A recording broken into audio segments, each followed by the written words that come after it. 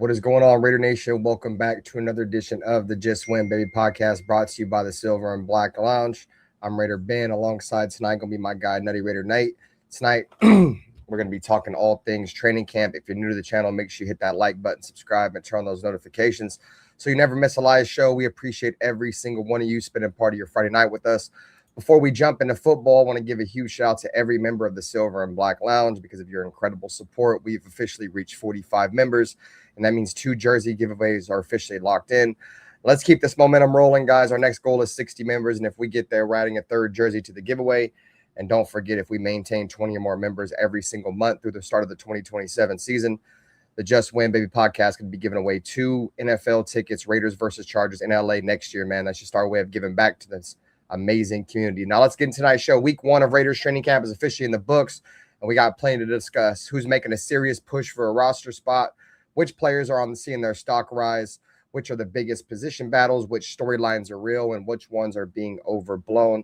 We'll also break down the impact that Klint Kubiak is already having on this football team, talk more about the development of Fernando Mendoza over the last couple of days, discuss the veterans who have stood out and highlight the players who need a big week 2 of training camp in pads to start the conversation. Plus, we'll get through the thoughts of the chat. Want to hear from all of you guys. Grab your drinks, join the Silver and Black Lounge, pull up a chair. Who was your biggest takeaway from week 1 of Raiders training camp, man? As always, man, one nation, one family, one lounge. Let's rock.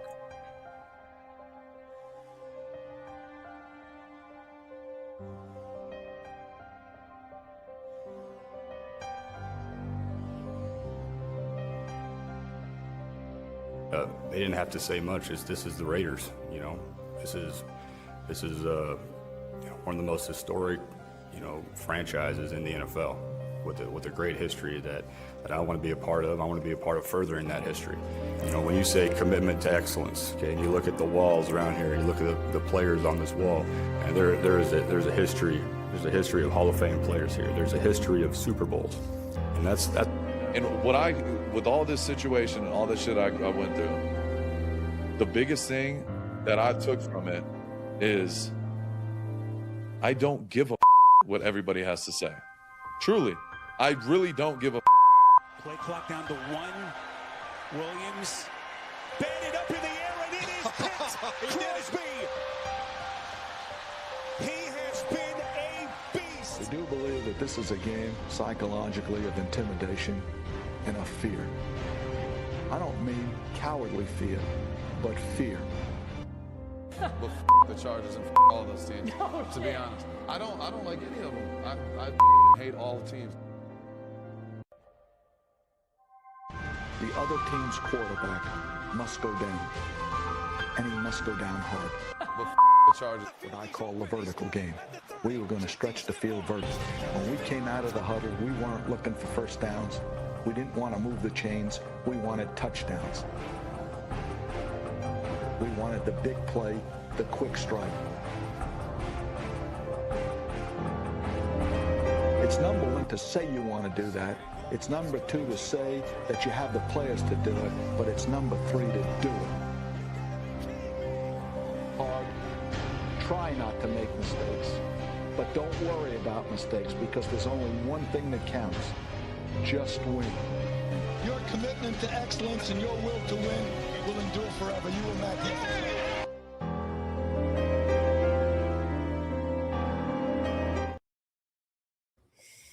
What's going on, everybody, man? Welcome to another edition of the Just Win Baby podcast brought to you by the Silver and Black Lounge. We got a special guest with us on with us tonight, man. A lot of you guys probably know who he is. If you don't, man, that's my brother, Afakasi Raider from down under, man. What up, Afakasi? What up, brother? What's cracking, guys? Ben, Nate, chat, everyone. What's good? What's good, bro? I ain't gonna lie, I've been having a pretty shitty time of it, so I'm ready to talk some Raider football to take my mind off things. Let's get to it. Yes, sir. Sorry to hear, bro. Let's get this shit going. Let's go. That's what we're here for, man. We are a Raiders therapy session, goddammit. Yeah.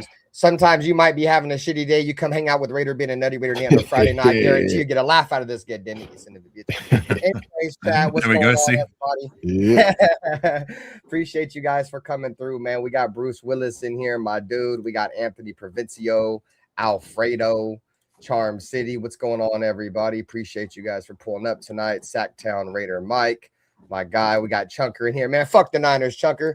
Fuck with you though, dog. Fuck the bitch ass Niners. Hey, you guys see Frank Warner broke one of the running backs for the Niners ribs today in practice. Where like tried to punch the ball out and broke his ribs, dude.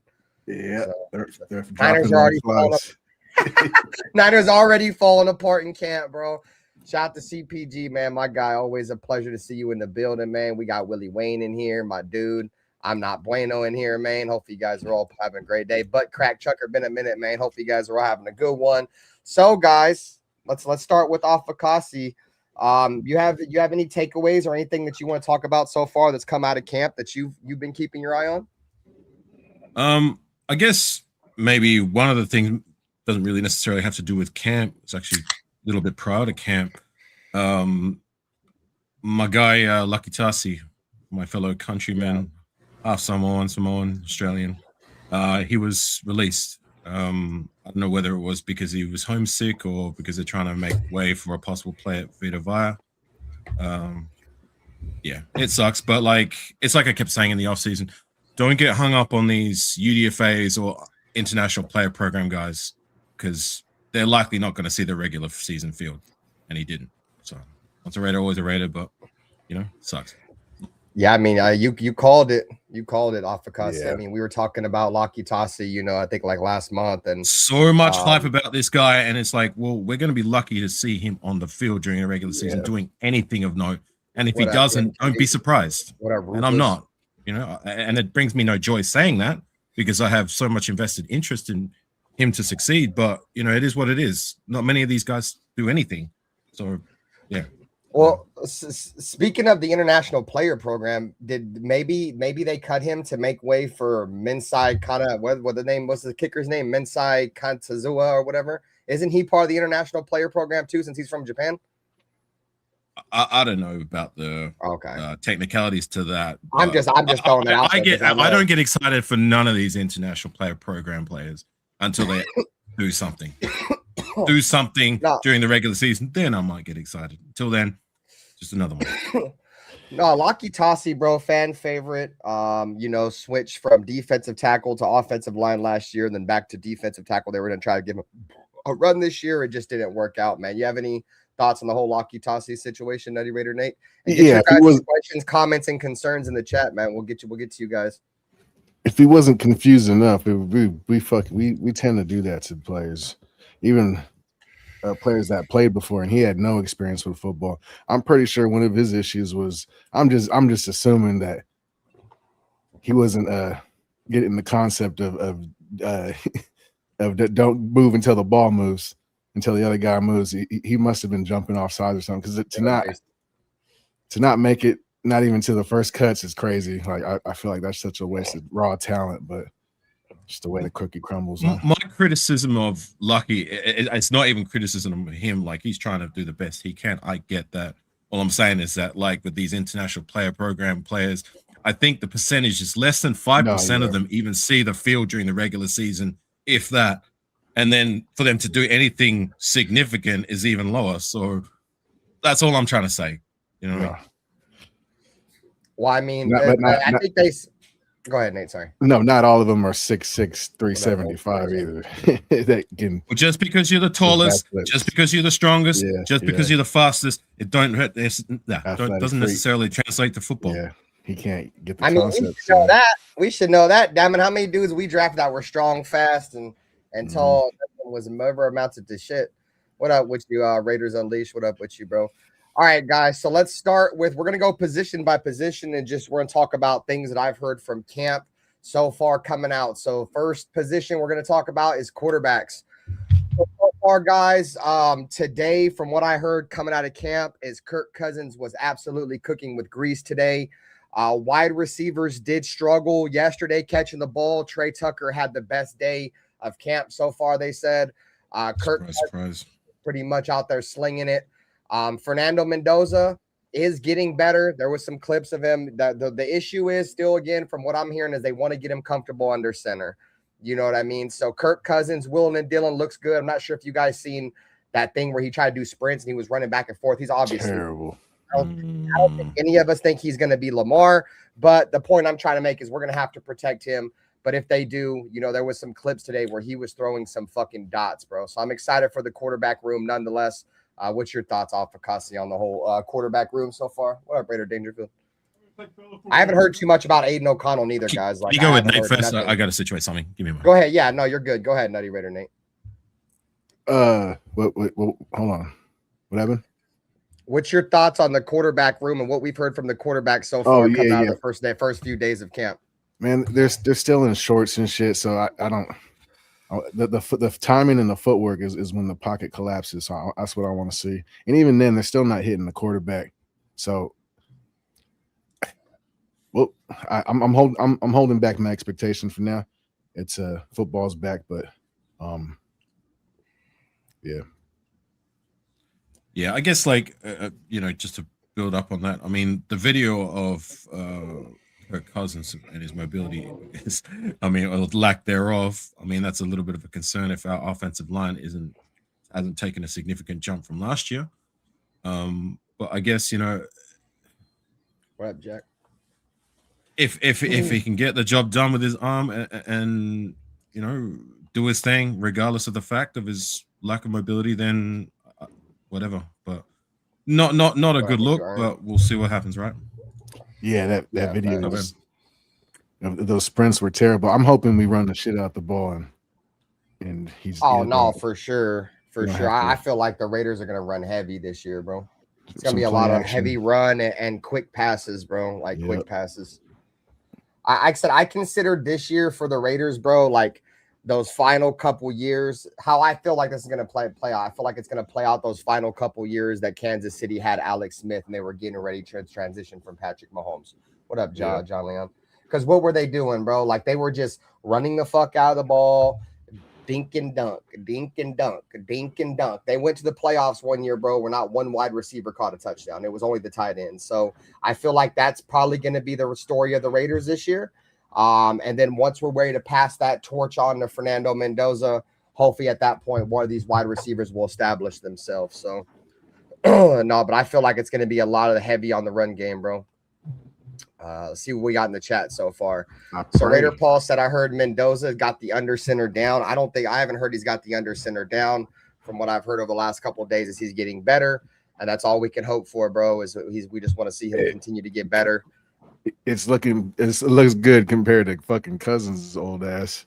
I'll give him that. I think the one thing about Mendoza, whether he sits, which is likely seems to be the case, is that like I think what's the most positive thing that we can at least be confident in, he's very coachable.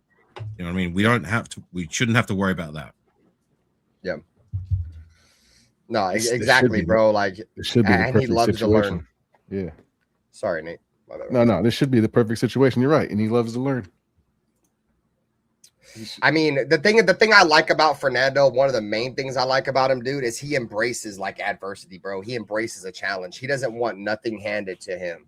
You feel me? And I enjoy that a lot. You know what I mean? And like he said, bro, like Aiden O'Connell or Kirk Cousins didn't say this. You take it for what it's worth. But when he was the one that said the quarterbacks aren't competing against each other, they're competing with each other. You know what I'm saying? I don't know how the other quarterbacks think that way. I honestly think Kirk Cousins is trying to be the alpha in the room.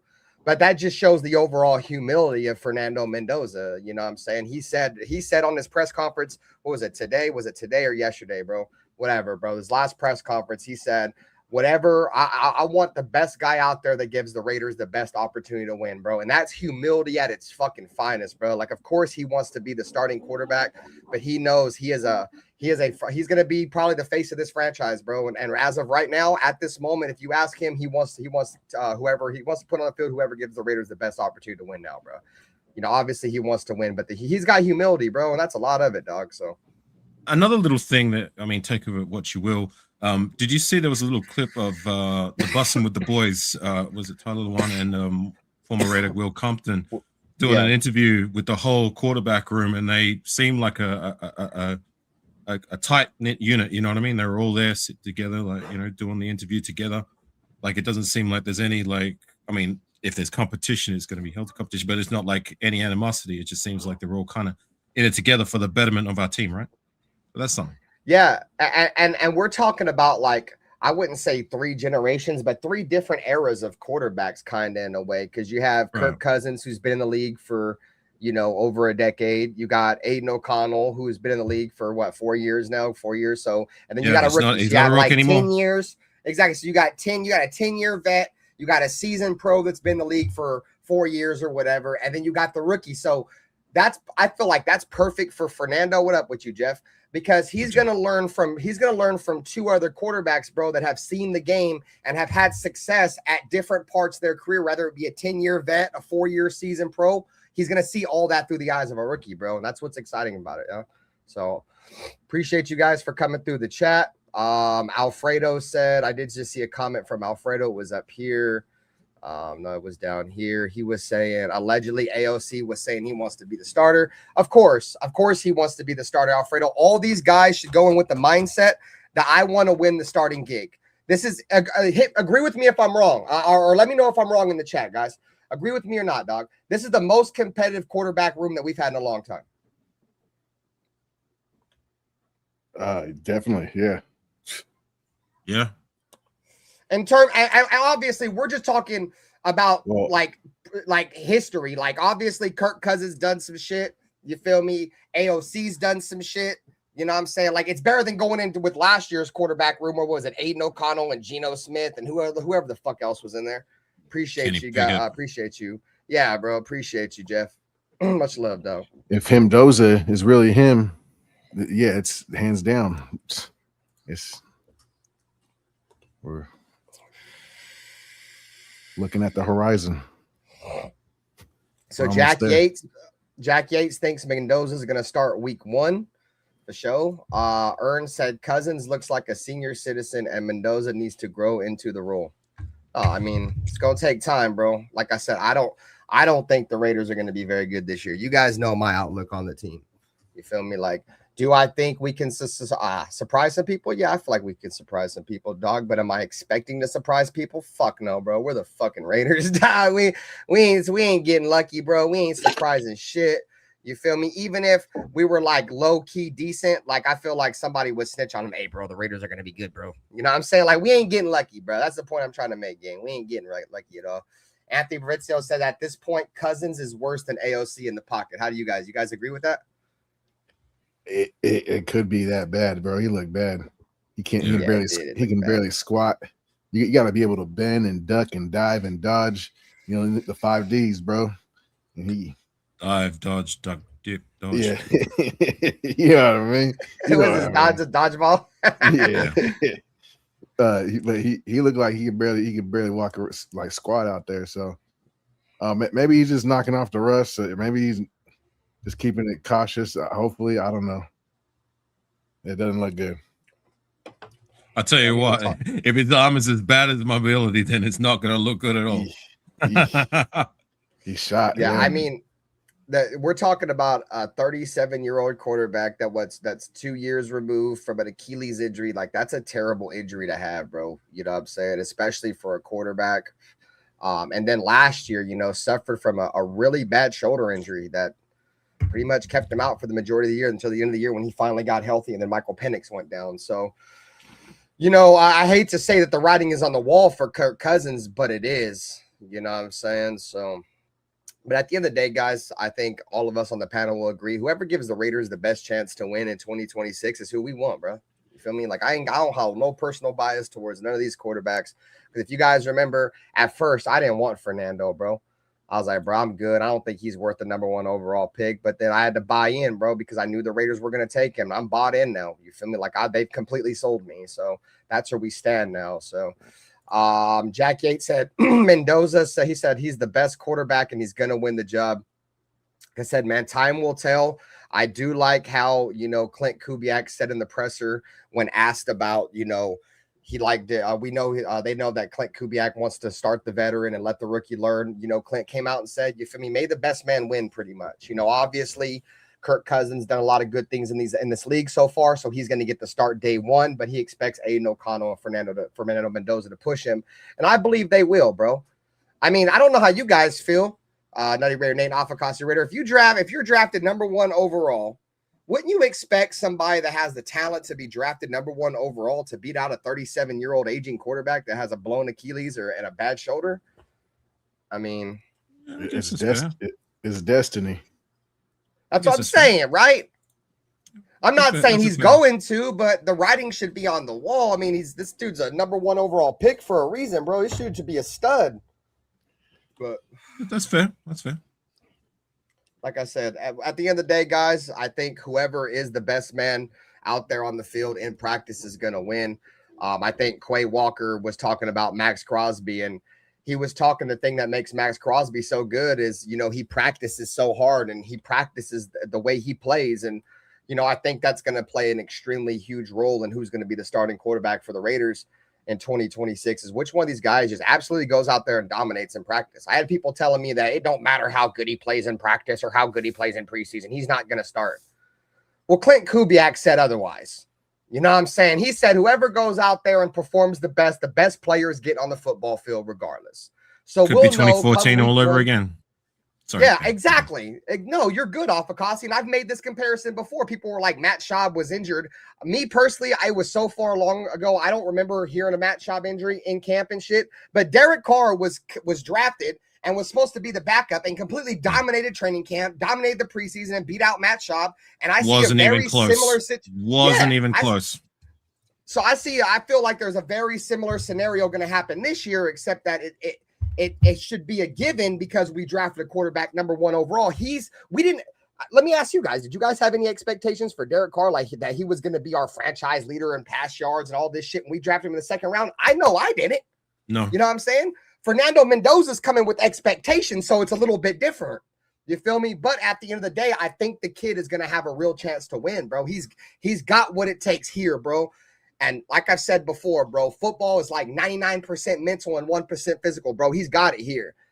Mendoza's just got to get used to the under the center shit, bro, because taking the snap and getting back in your drop without turning the ball over, bro, is most of the game. You know, on offense, bro, you got to at least be able to take the snap, and something he's not comfortable with. So at the end of the day, I'm all for what's best long term. I don't want to look short term. I'm long term. Like I want us good, not just for the minute, but for the betterment for our future and beyond that. You know what I'm saying? Yeah, no doubt. And that's why I've said before, bro, are we gonna continue to put a Band-Aid on a bullet wound, or are we gonna go to the surgery table and get that bullet removed? You feel me? And I feel like, are the Raiders finally gonna get that bullet removed? You feel me? Because we've been trying to kick the can down the road and fill up stab wounds with super glue, dude, for like the last 25 years, and that shit just hasn't worked anymore, bro. So quick fix. To that analogy, so, you know, post-surgery takes time to fully heal. Bro, that's what I'm trying to say, bro. I know Raider fans don't want us to hear patience, bro. A lot of Raider fans don't. But coming from a Raider fan don't like the me, word. I don't like the word either, right. But here we are, you know, like 25 years later, like from the last time we had any relevant success, substantial, you know, change, significant success. Like, what's another year, right? See, this is my whole mindset, bro. And shout out to Dirty, man. He's going through some shit, man. So shout out to him, bro. We keep you in our prayers, bro. Hopefully we'll get you back soon. But he was, I forget where I was going with that, bro. Sometime this week just be hitting. Yeah, forget. What the hell was I just talking about before I was giving Dirty a shout out? Forget, bro. Something he said, I guess. I don't know. It's kind of ringing a bell because he said something the other day that kind of resonated with me too. You'll probably remember and say it, and I'll be like, "That's it." Yeah, it'll come back to me, bro. Let's see. Competing to be the top of the trash heap. Damn, Ern, that sucks, bro. He says the quarterback room is garbage. I mean, I don't know, bro. I don't know if I'm going to go as far as calling the quarterback room trash or garbage. I think there's talent there for sure. I don't know, you know, in terms of how it's going to look on the film or on the field. But right now, bro, there's some talent in that room. I want to get into a call because I did forget about the voicemail. I have a couple voicemails I want to play real quick. So if you guys haven't called into the show, you guys can call in and leave a voicemail to be played live during the Just Win Baby podcast. Go ahead, bro. I will say this though. I am a little concerned about we're fucking with JPJ again. And he's rotating in and out of practice with the ones. a lot. I'm hearing. It's just No, it's all right. She's all right. either he's playing bad or Rodgers is playing good. I'm hoping. What up, Khalil? I don't know, bro. I don't like it. Fucking with him again. What up, Josh Parcher? How's Kinsai doing? Kinsai is playing well, bro. He's playing well. He's definitely going to have a chance to compete with Matt Gay because Matt Gay wasn't very good last year. So, give me a second. Let me see if I can find an overlay because I want to share the screen. Let me see if I can find an overlay real quick. I got a bunch of bench. But to like bring Spencer Buford over. Okay, yeah, that'll work. To bring Buford over here and give JPJ the job or make JPJ compete for it is crazy. You said who was competing with him? You said Carlos Rogers? Caleb Rogers. I think Caleb they're going Rogers. in and out. I always get that name mixed up, bro. Fuck. For that right guard spot, yeah. You remember Carlos Rogers, the corner? Yeah, Carlos Rogers, the corner from San Francisco. It's happened from San Francisco. Yeah. All right, here, let me get a graphic up because I'm going to pull up my call-in show and I want to make sure that I don't want to dox nobody's phone number. So let me see. Make sure I put this overlay up real quick. And then we're going to play some voicemails. So we get the overlay up, add file. Why are you doing that, Nate? Nate, you look like the Terminator with that red light in your sunglasses. All right, here's the overlay. Is it going to cover the whole screen? Okay, that works right there. All right, guys, so we're going to get into, I got 2 voicemails that are on the line right now, man. So if you guys want to call in, you feel me? This is a segment on the show. You guys can call in and get your voices heard on the Just Win Baby podcast, man. The call-in line's right there on the screen. Call in and leave a voicemail. This doesn't go to my phone. This goes straight to a voicemail unless I do a call-in show, so feel free to call in. So we're going to add this to the stage. We've got a couple voicemails. So we got this one right here. Yo, Ben, this is Rudy. You hear that? Yep. Yeah. Okay, cool. Okay, for Shelly. We got a Rudy. voicemail. I think this is the is the homie Rulis. I think this is Rulis. Oh. Yo, Ben, this is Rulis calling from El Paso. Just gonna say Raiders. We'll see you, brother. Bye. Hell yeah. Shout out to my bro, Rulis, in the building, calling in, leaving a voicemail in. You know what I'm saying? Shout out Rulis, man. Get your calls in, get your voicemails in, and get play live on the show. Raiders. We got another call in. I think this one's Rafa, El Capitan, or Rafucho. Rafucho, ¿cómo está? Hey, what's going on, Banter? This is Ralph. Rafucho here. So I just wanted to tell you, salute to everybody else. And I just wanted to tell you just one simple thing. Raiders need to improve this season because there's not going to be the same bullshit coming out there for the offense and defense because this year, we better get ready right now. So I just wanted to tell you, Raider Nation for life, salute to y'all. Ralph, Capitano Fucho. No more same bullshit about for the last season because this season is going up. It's going on right now because this right here, they knows everything. All right, so salute to y'all. Shout out to Rafa, the Chiefs. Fuck the Chiefs. Fuck the Chiefs. You son of a bitch. My boy Rafa, man, calling into the voicemail line. My boy has it in his name and in the chat. He said Raiders.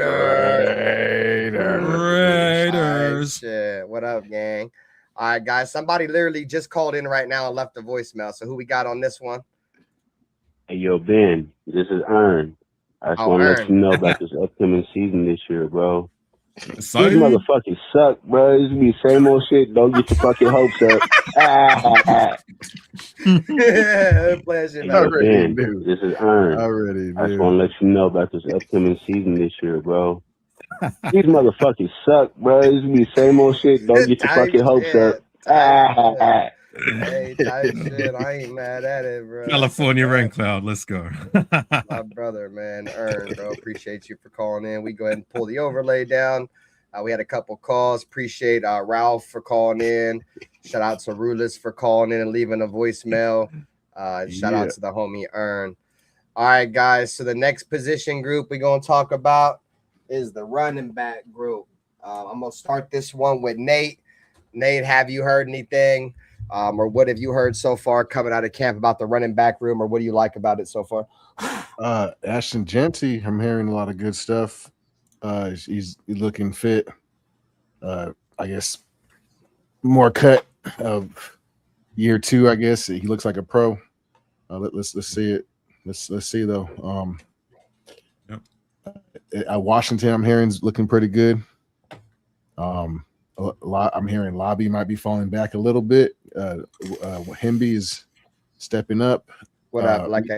We cut a running back today, actually. Chris Coley. Chris Collier. Yep. Chris Collier. And we signed some tight end. Taylor Cunts or some shit.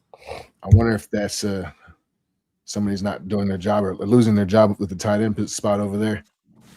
But or is there a trade about to happen? Michael Mayer involved in a trade or something? Yeah, that could be another. They're loading up. Something's going on, right? Moving some pieces. I mean, it's for me. It's going to be about the O line. if the running back's going to be successful this year, I mean, he almost got 1,000 last year, but with a terrible O line, which was amazing. But now that they have film on him and they kind of know what he likes to do and his tendencies and some of his tails, so to speak, they're going to be on his ass. They're going to know we're going to run the ball too. So hopefully we scheme some good shit up and our O line's blocking out there. But yeah. No, so from what I'm hearing, bro, is Mike Washington's looking real good out there, bro. He's been getting a lot of run. They said that the explosiveness is there.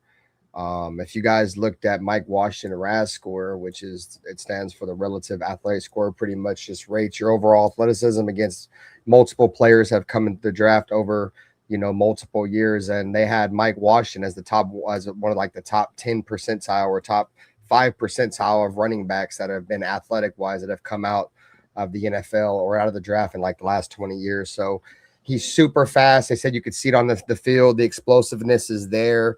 And like I said, man, I think he's just going to be the ultimate perfect 1-2 punch for Genty, because Genty's the smaller back, 5'8", 5'9". But Genty's swole this year, boys. Have you seen him at that camp, bro? He's swole. And I don't know exactly verbatim what he's just said, but he just said like he's coming to kill people that are in front of him. And if you're in his way, he feels bad for you or something like that. In those words, Ashton Genty cut out all sugar out of his diet. He said it was to increase his cardio. But anyways, like I was saying, Genty, the smaller back, 5'8", 5'9", and Mike Washington's that big back. I think he's like 6'1", 6'2", or something like that, and can truly run. His body shape looks a lot like Darren McFadden. The way he runs is a lot like Darren McFadden, and he's coming out of the same college. Yeah, that part, because definitely Darren McFadden had them chicken legs, bro. Yeah. Anyways, that's my thoughts on it. You have any thoughts on the running back room and what you've been hearing off Afakasi? Or expectations? Yeah, I mean, look, it's good to hear the new, the happenings about like Genty and Mike Washington. That is what you expect from these guys being our draft pick investments. What up, money, Mike? 1 and Washington, we just drafted in round 3. I'm excited to see what those two do. The interesting competition in preseason is going to be the other guys, the likes of Roman Hemby and what seems to be a very motivated Dylan Lobby. He knows he's on the hot seat, and he needs to really stamp his authority, so to say, to make the roster somehow, some way. So that's going to be my point of interest, but in the preseason specifically. But come the regular season, Genty, I want him to do what we drafted him to do. You need to be one of the premier running backs in the league, either by this year or next year. And when Washington gets his chance, make good on those chances. You don't have to be the guy, but just be that compliment guy and make the most of it. And let's go. And shout out to John Leon. He's bringing up Zamir White. We can't compare Zamir White to Ashton Genty, though, bro. You know, I hear what you're saying. I get it. He was hella swole, bro, but he didn't have no vision, dog. And he was trying to piggyback on all of his offensive linemen to try to get any yardage. You know, and there was some running lanes there when Zamir White was here, and there was nothing last year. And Ashton Genty was making fucking gold out of shit with that offensive line. I mean, he took like over 50+% of his snaps behind the line of scrimmage or at the point of attack, bro. Like as soon as he got the ball, and still was able to put up almost 1,000 rush yards. Just imagine if the Raiders could just get like a cut hair of like space. And like I said, man, you feel me? Some of you guys have different visions of cut hair. Some of you guys, like newer kids, you guys don't like that shit. Some of you guys 1980s porn stars like them old long ass cut hairs, but just a cut hair, just a sliver of space. You feel me? And I think he's gonna be all right, bro. I have a lot of expectations for Ashton Genty, bro, especially with, you know, we got a really good offensive line coach, bro. That offensive line coach we got, Rick Dennison, he's a monster, bro. He's multiple Super Bowl winning offensive line coach. You know, I think these guys are going to have a chance to really do something this year. So I'm excited for it, bro. You know, and then shout out to Afakasi for bringing up Dylan Labe. Yeah, I had heard Dylan Labe has been doing a little bit, bro. I guess he looks better this year than he has, and you know, seems motivated. You know, he's on the hot seat. Exactly. You know, this is year 3 for Lobby. You either show out in preseason or ship out. You can go. Yeah, because I'm sure he knows Roman Himby, bro, is right behind him, though. You know what I'm saying? Yeah. Roman Himby, because Roman Himby's a solid back, bro, and you know, I think the only advantage that Labe's got on Himby right now, in my opinion, is probably the special teams, because Labe can play a little bit of special teams and can tackle a little bit. We haven't really seen Himby do that, but we'll know come Tuesday, man. So if you guys don't know, Tuesday pads come on. I am off on Tuesday, so I'm off on Tuesday, so I'll definitely be doing a live stream. I might do a daytime live stream after practice, and then I might do a later live stream with Nutty Raider Nate when he gets home from work. But yeah, so pads come on Tuesday. And I think that's where we'll really see, you know, where this team is at right now. Because I think who said it, bro? It was one of these guys, bro. I think it was Ashton Genty said it, bro. He said from what he's seen so far out of Klint, Kubiak, and the way he coaches teams, bro, that the Raiders are going to be one of the most physical teams in the league. So I'm excited for that, you know, because that's one thing. What up, Cool Kev? I think that's one thing the Raiders have lacked for, you know, many years. We've gotten away from, what up, SoCal Sal? We've gotten away from what's made the Raiders, bro, and that's the physical side of the game, you know. And I don't mean playing dirty, just letting people know, bro, we're the fucking Raiders, bro. If we don't lose the game, we want you to feel it tomorrow. You feel me? And we haven't played like that in a long time. So excited for that. You know, I'm excited for, you know, to see which one of these guys stand out in pads, bro. There's going to be a lot of guys out there. They're going to have a shot to make this roster. And this roster lacks depth. So just before we move, if I can just say one last thing on Lobby, like, you know, this is Lobby's 3rd year. You know what I mean? Like, if he cannot make the roster, then quite frankly, like, it's like I said, you either show out or ship out. Like, I don't want no more practice squad spots. You know what I mean? Like, if you cannot do the bare minimum and earn a depth piece spot, like as a number 3, number 4 running back, then quite frankly, you can go. Yeah, for sure. Yep. So before we move on, Anthony Vincio's got a question for you, Afakasi. He said, yo, Afakasi, how'd you become a Raiders fan from down under? I've answered this question quite a few times in my life. I'm surprised you haven't heard it. But look, I'll try and make it short and sweet. Basically, I became a fan full-time of the Raiders. 2009, my first game watching the Raiders was the home opener, Monday Night Football versus the Chargers, when we played them at home. And just seeing the scenes of the Coliseum rocking and shit, and the way we played that night defensively, we were punching them in the mouth early on. And that's when I knew in my heart, I was like, yep, that's it. That's the one. And I've been a diehard Raider ever since.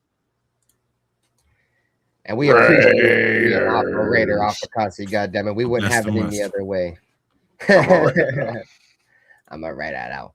Hey, shout out to the chat, bro. We got 30 people in here. Double tap the screen, hit the like button, whether you're on my channel or Nutty Raider Nate's channel in the loaded box or in the lounge, bro. We appreciate all your guys' time, as always, for coming by the stream and showing some love. Like Don't I tap said, that screen, hit the like. I've been doing live streams every single day covering the Raiders. I'm going to continue to cover the Raiders every single day. As long as the Raiders give me something to talk about, I'm on here every single day as I have been. And it's content, man. Football season's here. Benther's here. The squad's here. Shout out to Dirty Man. Hopefully we'll have him back. And then shout out to Cool Kev right here too. And shout out to All Eyes, man. Love you, All Eyes. Yeah, All Eyes, man. Here, Stay strong, brother. Gee. We're here for you, my boy. For sure. My boy. One of our day ones, bro. One of our day one supporters, bro. Shout out to All Eyes. All right, gang. So let's move on to the next position group. Shout out to the chat, man. No, We I'm not. appreciate you guys. We got the tight end group. So I'm gonna save my fucking soapbox for the end. Afakasi, what have you heard, if anything, coming out of camp about the tight end group, your overall expectations for the tight end group in training camp and the preseason and in overall with this offense? Honestly, I haven't heard too much of anything about the tight end group, I'm gonna be honest, except for the move that we signed that guy once we cut Chris Collier. Whether or not that means we're trying to make a move with the piece we got, more specifically, I'm looking at Michael Mayer. I don't know, time will tell, but you know, the expectation is there. Like Brock Bowers, if he just keeps doing his thing, we're going to be in a good place there. If we keep Michael Mayer in the last year of his rookie contract and he does what he does when he's on the field, you know what I mean? And we can get production out of him, the production that you expect from a guy that you drafted in the second round. You know, when he gets his chance, then cool. And then if whoever else earns that third piece, third depth spot, whether it be was it Michael Thomas? What's the name of that? Ian Thomas. Ian Thomas. That's it. Ian Thomas, Justin Shorter, a guy I like, or this new guy. It is whatever with me, but you know, Brock Bowers, we're in a good place with him. Just stay healthy. There's no reason why he should trend downwards unless it's the quarterback play or injury. But yeah, I guess it's going to be interesting to see Michael Mayer. What do we get out of the last year of his rookie deal if we keep him around? Because whatever way it goes with him, I don't see him being a part of our roster next year. Like if he balls out because he gets more opportunity, he's going to want to go elsewhere because we've got Brock Bowers. And if he doesn't ball out, then why the hell are we going to sign him back? So if we can move on from him, if he can be part of a trade deal, then I'm all for it. So we got a little clip. Speaking of tight ends, bro, we got a little clip that came out of camp today from the Raiders, bro. That's Captain Kirk O'Chains. You know what I'm saying? And since we're talking tight ends, you can guess who he's about to throw this motherfucker to.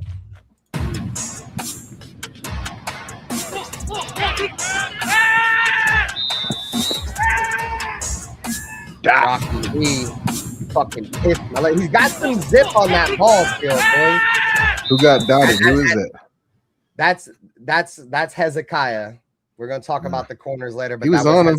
You can't cover Bowers any better.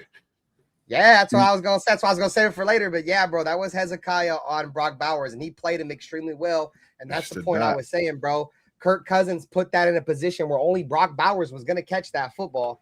And that's one thing you love about Brock Bowers, dude. Just when he catches the ball, it's a pure receiver's mindset. He's all hands. He's not looking to jump and do some crazy shit with his body. It's just, just give it to me. You feel me? And yeah, bro, Brock Bowers is going to be crazy, bro, this year. I think Brock Bowers is going to, I'm not going to say he's going to put up 2,000 receiving yards and be JSN, but I think, you know, that 1,400 yard season that Travis Kelce put up a few years ago, I think that record is up for grabs for Brock Bowers this year. I really think Brock Bowers is going to hit around 1,500 yards. I think he'll play that JSN role a lot as he plays a lot of the slot wide receiver role. Anyways, Nutty Raider Nate, if I get on my soapbox, what's your overall thoughts on the tight end group so far? No, go ahead, bro. I mean, not that much to say. Bowers is a man. Fucking trade Mayer. Yeah, and it's just run. Everybody else is there to block, pretty much help the run game, and maybe be a threat in the red zone. I forget who else said this, bro, but I had said this as well, and some of you guys disagreed with me, bro. Let me know if you guys still agree with, you guys still disagree, bro. I want to know. So, as much as people love the 12 personnel, right, with the two tight ends, I think the Raiders can run a 12 personnel without being the traditional, single back 12 personnel. What I mean by that is I think the best, because we don't have a number one receiver or your prototypical X receiver, and I think Trey Tucker and Jalen Naylor are probably going to be your outside receivers if I'm just coming off the dome right now. I think the best way to utilize the Raiders 12 personnel, bro, is if they're in shotgun, this is if they're in shotgun, or even if they're in single back with the slot wide receiver, bro. I think you run Michael Mayer as your typical inline tight end. You put Brock Bowers in the slot, and whoever wins on the outside, whether it's Jack Best, Jalen Naylor, or Trey Tucker, you let those dudes battle, bro. Because then you can get all your best playmakers on the field at the same time. And Brock Bowers, even last year, his last couple of years in the league, Brock Bowers hasn't played a lot in line as your traditional tight end. He's been playing a lot of slot as a wide receiver, even in the NFL. So that's why I'm saying, bro, if they're going to just continue to play him like that, then just play Brock Bowers as your slot wide receiver and let your speed guys play on the outside. Give Jack Best a chance to maybe compete for some playing time with Jalen Naylor or Trey Tucker, because Jack Best can't move, bro. If they're going to bring him in the slot, he's just going to bring in a run block, bro. I'm not going to sit here and beat up Jack Best too much. I'll save that for the wide receivers. He sucks. And he wasn't that good of a blocker either last year. I don't know. I don't have a lot of hype at all for Jack Best, bro. That was the one draft. A lot of draft picks I scratched my head at, bro. In that draft, bro. But Jack Best was probably the number one pick. I was like, huh? Bro. Like, bro, what the fuck? Who? Pete Carroll or not, bro? It's Spy Tech. Yeah, I know. We can sit here and break down all of his draft picks. I mean, he's had a bunch of, questionable draft picks over the years. So John Leon says trade Michael Mayer, and move Best to tight end. I don't know, bro. I don't know if he can really play your prototypical tight end in the National Football League, though, like at a starter clip. I mean, I guess he wouldn't be a starter because he's behind Brock. I don't know, bro. But at the end of the day, I love how Afakasi did bring up. I don't think Michael Mayer is going to be here next year neither, bro. This is the final year of his contract anyways. What scenario? What scenario can you see Michael Mayer coming back? If he succeeds and he balls out, he's going to want to go somewhere else because he's not going to get those number one opportunities because we got Brock Bowers here. And if he doesn't, then, yeah, like I said, I mean, unless back next year. Unless he just comes in and just takes like a fucking significant fucking like Raider home discount or something. No, I don't think there's a world where he. But why would he want to? He would want to go somewhere else and get his opportunities. There's no world where I see him on our roster next year. That's why I'm all for let's trade him if there's value. So I could see maybe this is, say the Raiders have a good year this year. Say the Raiders surprise people, dude. And the Raiders, make the playoffs this year. You know what I'm saying? On some crazy shit, and we get one and done or whatever in the wild card or whatever, right? I could see a world where, and say Michael Mayer has a good year. I could see a world where Michael Mayer might take a little bit of a cheap deal if he sees that the Raiders are on the up and up. But if the Raiders have a bad year and he has a good season, yeah, I don't see him staying. But, if the Raiders come out and have a good year and surprise some people, I mean, I think there's a world where he could stay, but at the same time, I don't think the Raiders are going to have that kind of year to where a player is going to want to not take the biggest bag he can to stay with us. If he balls out, then this is going to be his best and maybe only opportunity to get that bread. You know what I mean? So, yeah, he's gone. I'm with you. Yeah, I agree. And shout out to Nutty Raider because he mentioned the Vita Vea trade. And I think if there's a world where, I'm not sure who their tight end is, bro, but I don't think they got any tight end over there that's like a pure starting caliber tight end. I think Michael Mayer can be that. I mean, do they want a tight end? They're talking about two guys they're going to have to pay. I mean, we have to pay Vea. They're going to have to pay Michael Mayer. They can save a little bit of money with Michael Mayer. Maybe throw like a 3rd round pick in there or something. You feel me? Maybe a 4th round pick with Michael Mayer and see if they're one of these DTs, that. Whatever. Yeah. Something. I'd send Darian Porter. Fuck it. Porter, Mayer, and either Hemingway or Big East. Yeah. And another draft pick, whatever. Cool. Dude, Darian Porter played good last year, bro. Why you keep on him for it? Oh, Jesus Christ. If we can package him, if we have to package him up for Vita Vea, so be it. Yeah. If it's for Vita Vea, I could see it, bro. I could see it, bro. But I mean, a lot of people, bro. Stats showed that.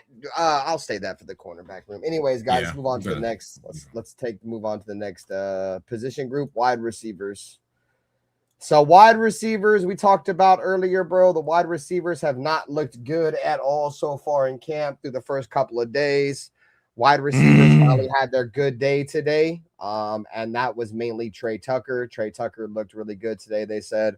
The Raiders worked on a lot of red zone drills today, as that pass you saw to Brock Bowers was in the red zone. The Raiders looked really good in the red zone today.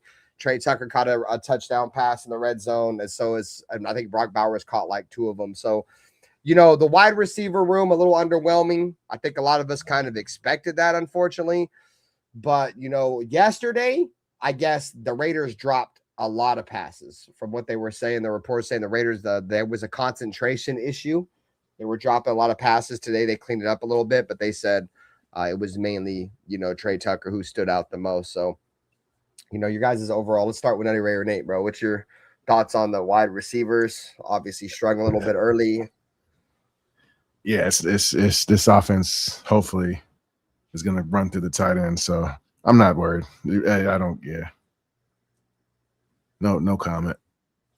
Trey Tucker dropped a screen already passed, and Jack Besh is not here. I haven't heard a peep of him, dude. I haven't heard a peep of Jack Besh, bro. Yeah. I heard Malik Benson is still out there cooking, though, chat. Yeah. They did say Malik Benson still looks really, really good, bro.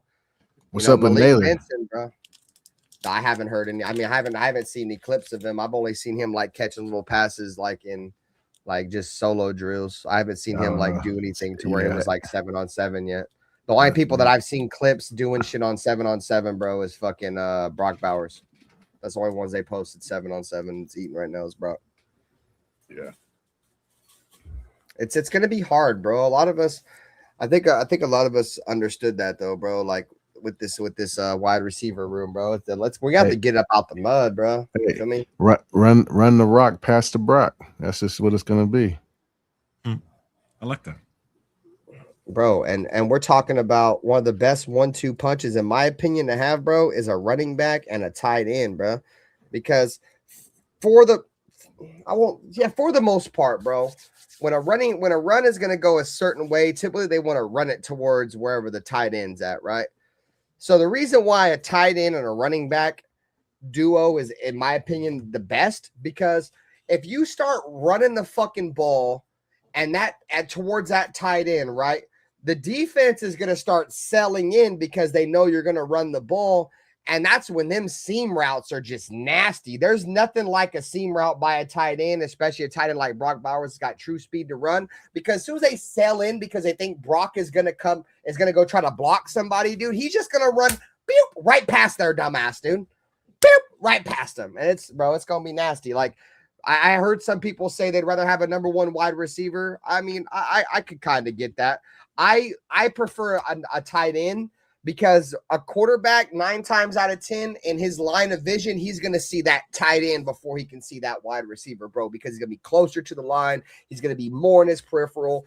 Quarterbacks kind of have to go find wide receivers, bro. They got to go through reads and shit, bro. Quarterback snaps the ball. That fucking tight end is like right here, bro. So he's going to know right off the rip if he's open or not, compared to having to go through his reads or just chunk it up to somebody, and like a Jamar Chase or something. You feel me? Shout out to Xavier. Yeah, Kirk did throw 4 touchdowns. He threw a couple of them to Brock Bowers, for sure, but I don't know all of them. But no, Kirk did look good today. We talked about that earlier. Anyways, Afakasi, wide receiver room.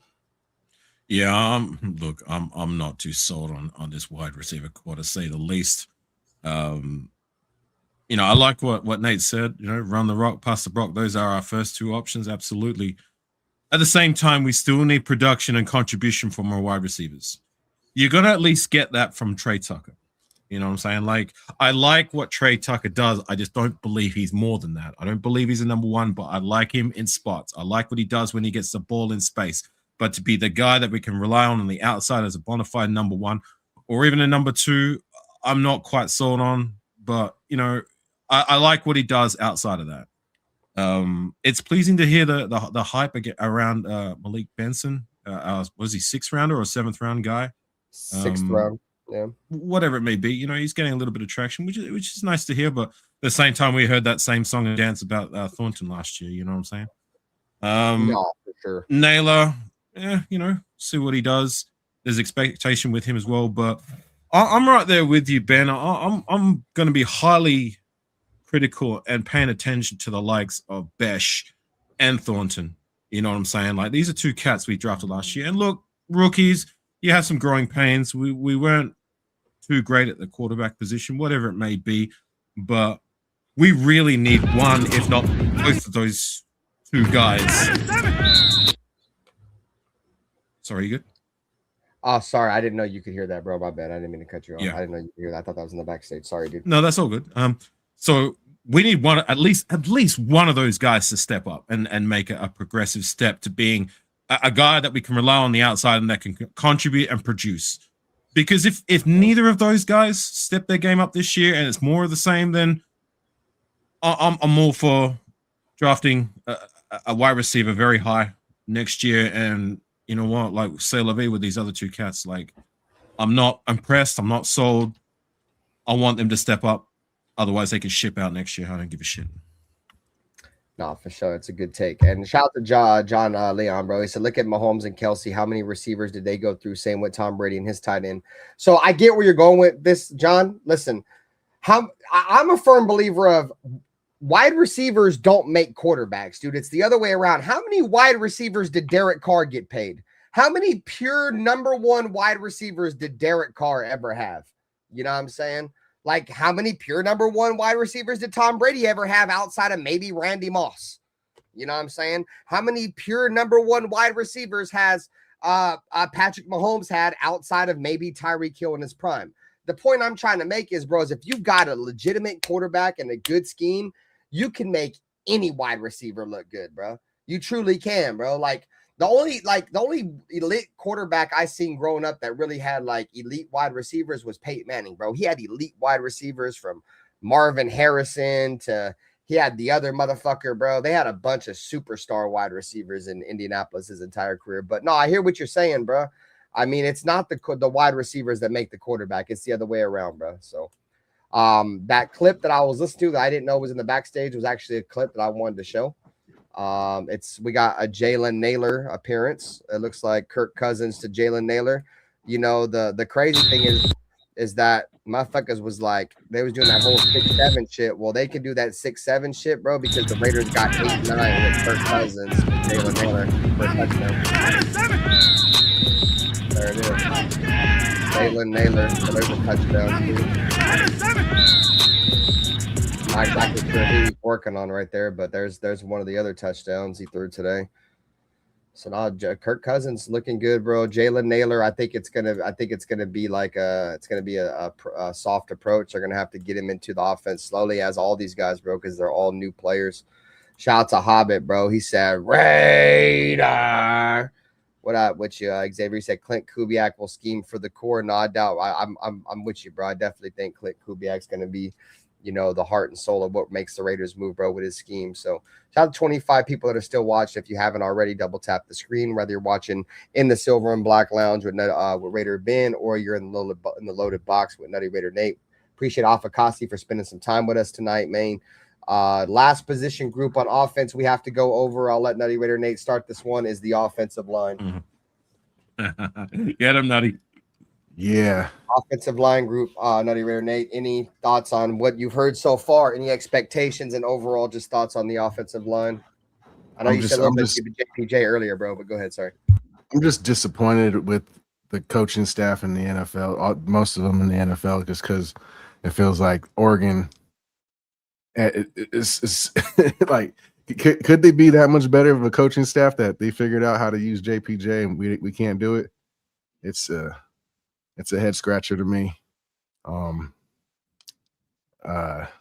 Maybe he's uncoachable. I don't know.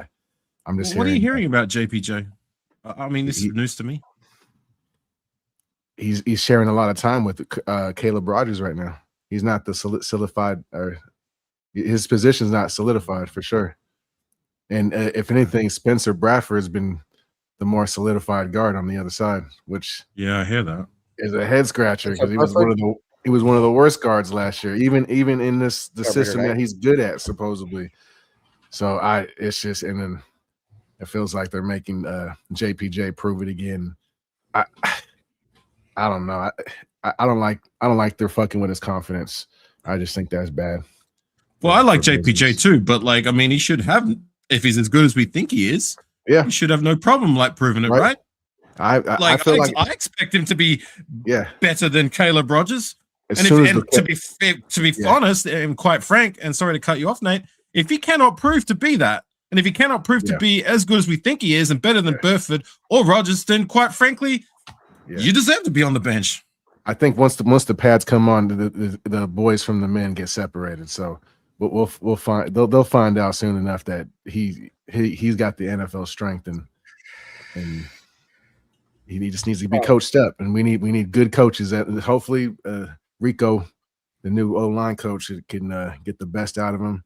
But I don't like the vibe I'm getting right now with how much time they're sharing. Because I don't think Caleb Rogers earned it at all. Not in my opinion, from what I saw. JPJ should beat the brakes off of him in that spot. Yeah, Caleb Rogers should be focused on that Spencer Bradford position. I look at it like this, gang, since we're talking about JPJ, right? We've been saying like the last two regimes have him, they don't like him or something, bro. I'm starting to beg to differ. There's something that's giving them bad vibes that they don't want to play him. Rather it's the stupid comment he said about concussions and he don't take that shit seriously, or he has a history of concussions, or he's not in his playbook. Bro, I hear you, Nutty Raider Nate. We all love JPJ, bro, but if it's the same story with every organization, I can't sit here and keep saying he's getting put in the doghouse, bro. There's something he's doing that's wrong. There's something there that's wrong. He's giving every single coaching staff bad vibes, and in my opinion, he's a little bit immature, bro. And you go out there and look at the way he acts and shit, bro. He's a little bit immature. I love JPJ, and like you said, hopefully when the pads come on, the men are separated from the boys, and that's when he establishes who he is. But right now, I can't just sit here and keep saying it's this organization's fault and this organization's fault when every single organization feels that way about him. There's something going on there, bro. Something behind the scenes that we ain't hearing. At least that's my take on it.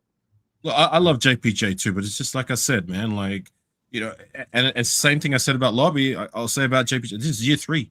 You know, I mean, there was less expectation with Lobby. Granted, he's fighting for a depth spot, but JPJ, the expectation is by now, like we all think he should be starting and solidified that starting job, which it seemed he did in year 1 when he got his chance. But here we are, year 3. If he's still fighting for that job and he doesn't outplay either Burford or Rogers, who I'm not that sold on either, like then like what is he doing here? You know what I mean? Hey, Spencer Bradford lost his job for whiffing blocks Burford whatever, over at the in SF Santa Clara.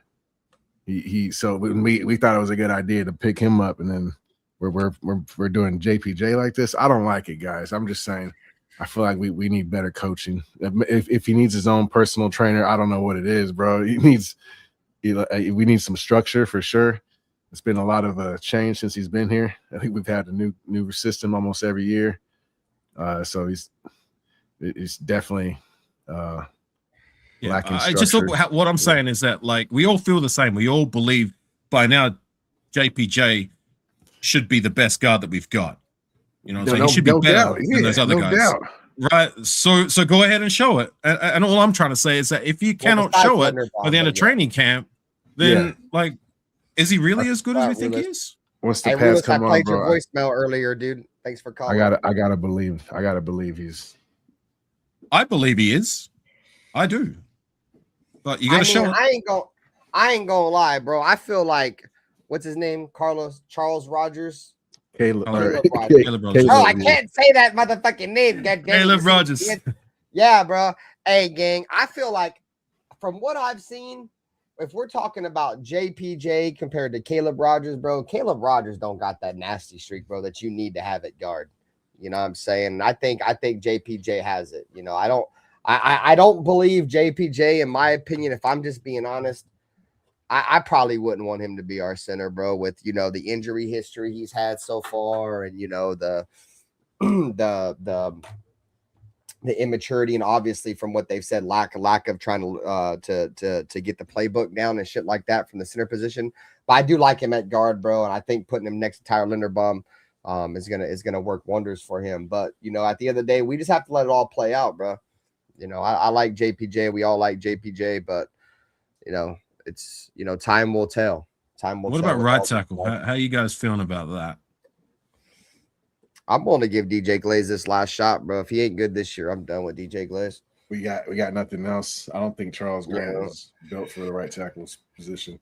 He's little, and he's I don't think he's that aggressive. He's more a finesse pass blocker, left tackle specialist. That's what they're going to try to mold him to be. So one thing I did hear about offensive line is rookie Trey Zune's been playing primarily second team center. I know center, yeah. Tackle. He's been playing second team center. Yeah. So with Meredith. So I like Zune, and I like what we have in Zune, and I believe that's what he's going to be at least year one. Is that guy who's a jack of all trades who can plug in anywhere, because it's going to happen. It's just a matter of time. We're going to lose somebody on that offensive line. He's going to go down, whether it be for a bit of the game or for a few games. It's going to happen. Touch wood, it doesn't happen, but it's likely to happen. So, you know, at least we've got a guy who can play wherever. You know what I mean? Like, you need him in the center, he can play that. You play if he needs to play a tackle, he's proven that he could do that at the best level in college. You know what I'm saying? So, you know, and guard as well. So I like what we have in Zoom. So to talk a little bit about how Spencer, you guys are talking about Spencer Burford, bro, why we picked him up. I mean, who else are we going to play at guard right now? I mean, you guys want to put Jordan Meredith in there at guard? I mean, Spencer Burford, the reason why they picked him up is because he's a scheme fit. He ran the same exact running scheme. He's not good in the pass blocking. Like, I like him because he's aggressive, and yeah, he's aggressive in the run. Yeah, he's a hell of a zone blocker, bro. Yeah, so that's why we got him. The ideal scenario for me would be Rodgers and JPJ are starting because they're good enough to start. You know what I mean? They're better than the other guys, and they're going to be productive as starters. That would be my ideal scenario. Having homegrown talent being starters, not by default, but because you're good enough to be that. You know what I'm saying? But if Burford is a seasoned veteran, a better scheme fit, and just a better option than either one of those two, then I guess whatever. No, and I think that goes for all positions with us too, Afakasi. Like, we want the best man to win at every position, like especially the most controversial position right now, and that's the quarterback and who's going to start. May the best man win. You feel me? And I think the Raiders are going to have competition on the offensive line.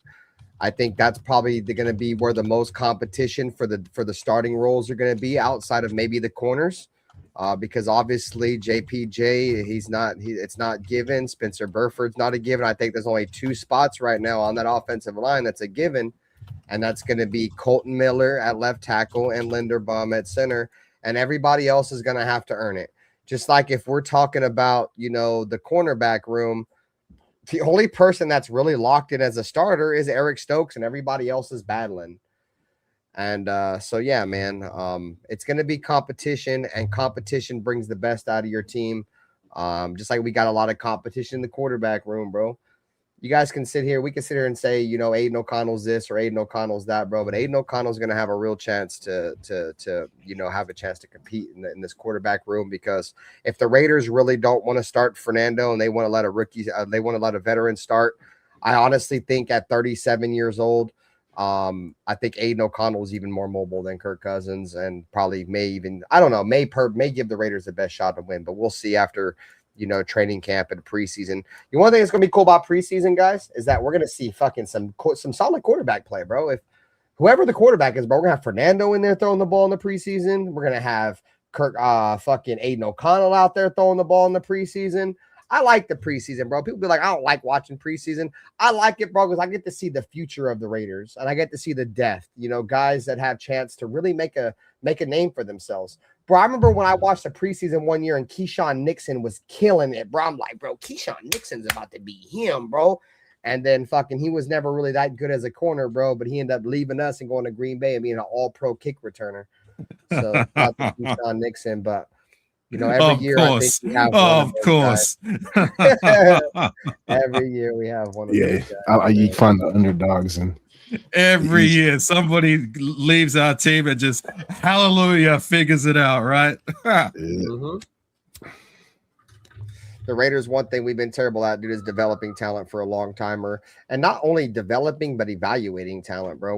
We haven't had great talent evaluators or guys that know how to develop talent. You know what I'm saying? We gave Al Davis a pass for many years because at the end of his life, you know what I'm saying, he was getting a little bit senile there and he was doing crazy shit, but we gave him a pass because he's the pioneer of the league. He's, you know, fucking motherfucker done made it through everything. What up, Mod Father, NorCal Raider Jesse? Throwing food at the wall, literally. Yeah, you feel me? But so we were cool with that, bro. But still, even post Al Davis, we still had terrible talent, bro. We still have ever since Al Davis has died, it's been the same thing. Terrible talent evaluation, terrible talent development. And you guys have to understand, guys, these are kids coming out of college. You have to develop them. It don't matter how good they are, chat. It don't matter how good they are. You have to develop these kids. These are kids, bro, that are coming from a lot of these kids that come out of college were the best that their city, their state had ever seen. These dudes that are playing the SEC come from towns where they were the best player within miles of their town, bro. Like we're talking what the NFL is 1% of fucking the population, bro. Like these dudes are special, bro. So, but at the same time, if you don't develop them into men, you have to understand once these kids that have been dominant their entire life come to the NFL full of other men that have been dominant their entire life, but now you're coming to a league where these dominant men are paying other people's bills and getting paid to do this. There's levels to this shit, bro. And the Raiders have never even our somewhat, you know, talented kids that we've drafted, bro. We don't develop them and they leave and they succeed elsewhere. So anyways, guys, before we switch over to the defense, man, shout out to the 35 people that are in the chat, man. You guys hit the like button. I'm 2 likes away from 40 likes. You guys subscribe to the channel, man. Go subscribe to Nutty Raider Nate. Make sure you guys are subscribed to Loaded Box. Nutty Raider Nate's doing a solo show next week. You want to tell them a little bit about Nutty Raider Nate? Yeah, Sunday night we're going live. Little solo bolo. We're talking some O-line, some trenches, Loaded Box shit, you know. This weekend? Yeah, Sunday night. And then what about next Friday? We'll get live, and then next Friday you catch me with my dog AR right here. We're doing the morning show, so we're doing a little wrap up of the week. So we'll have pads on by then, so you know I'll be animated. The nutty one. Yeah. So make sure you guys are subscribed to Nutty Raider Nate's new channel, The Loaded Box Entertainment. If somebody could post a link, I know the links don't really show. I was wondering who that was in the chat the other day. I was watching your game stream and I was like, who is that? Now I know. Yeah, that's the Nutty one. Yeah, the Nutty talking one about the trenches and the boxes, shit. And if you guys haven't already, man, you guys go show love to Afakasi Raider, man, on YouTube, man. It's my dog. You feel me? My brother from another. You feel me? All right, guys, let's switch over to the defensive side of the ball. We're going to go defensive line. Max Crosby looking like Max Crosby, guys. They're saying that he's been actually out there killing it, so that's a good thing to see. One thing that we heard out of camp today, Kwity Paye went down in camp today. Klint Kubiak was asked about it. Kwity Paye is fine, but they didn't want to put him back out there and risk him getting injured before pads. So they said they're saving him for pads. Shout out to Xavier for bringing that up. Tonka Hemingway's been out there playing his ass off. Just for the record, when Kwity Paye went down today, Malcolm Kuntz came in. They said he had a sack. Overall, the defensive line has played well. But yeah, man, that's really going to be the engine that moves his defense in 2026. So let's get Afakasi's thoughts on. Have you heard anything? And if you haven't, you know, what's your thoughts on the defensive line as a whole in camp so far? Who needs to do their shit to make the team or whatever? You know what I'm talking about. Go ahead. I got you. It's good to hear about Crosby. It looks like he's getting more and more back to his healthy self, and hopefully a healthy and very motivated Max Crosby is going to lead to one of his best years yet. I hope that's the case, and you know, that would be real nice with all the things that have transpired throughout the course of the offseason. But you know, I'm looking at the other guys though. Like I hear who's the other defensive end? Kwity Paye. He's making a little bit of noise too, which is pleasing. I haven't heard too much about Kuntz. I am looking at the interior though. Like, are we again? Like, how many of these cats do we draft? And we really need one of these guys to amount to something. You know what I mean? Like, I'm not even asking to be like, you know, an all Pro Bowl type. Like, do something. It's like a turnstile with these young cats. We bring them in the door. We waste draft capital, and they don't do squat. You know what I mean? Like, I do like squat, like nada. Not even like that's a basura. A little bit, yeah, basura. It's trash. You know what I'm saying? I'm done with it. I'm over it. But like, I do like I like Tonka though. You know what I mean? Like, he showed me some things last year, and I'm hoping he can build up on that, and you know, like, make the position his own. Or if we do make a trade for Vita Vea, but like, I'm for one, I'm not going to get excited for Vita Vea. I get excited for nobody until they sign the official, you know, the dotted line. I've been through this song and dance so many times throughout the course of the offseason. Yeah. Oh, we're going after this player. We're making a play for that player. Or this player is about to come over and change our franchise. Hallelujah. And they don't come at all. I'm over it. I'm not getting excited for nobody until they sign the dotted line. Every year it was the Ndamukong Suh. Yeah, I'm about to say Afakasi. Nutty Raider Nate just made that Ndamukong Suh reference a couple of days ago, bro. How many years did we say he was an impending free agent? We were going to sign him. We were going to trade for him. He's going to be whatever. And I see your comment, Jeff. Who gives a shit about Cleve Farrell? He was and still is a depth guy at best. It's funny because Suh came out with a video and talked about Vita Vea's situation, kind of, and talking about you should pay your guys before the deadline pops up. And I get it. Everybody just kind of waiting to see what their options are, waiting last minute. But Vita Vea is a key piece. I would definitely try to go for him. I don't think it's very likely, but that'd be huge. Time to talk about Vita Vea too. We on the D line. Hey, so let me ask you this. Let me ask you this question, Nutty Raider. I don't mean to cut you off. You think if the Raiders make a move for Vita Vea, they need to be in a win now mode, or can they still play because right now you see they're going with more of a youth movement, if that makes sense. Like, you think we could still go with the youth movement and give up draft capital and get Vita Vea? I think it would tell the concern there.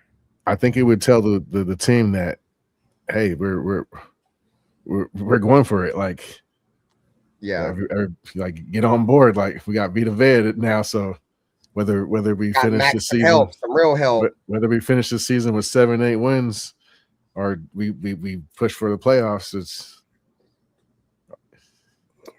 I guess just on a side note, the other guy I'm kind of paying attention.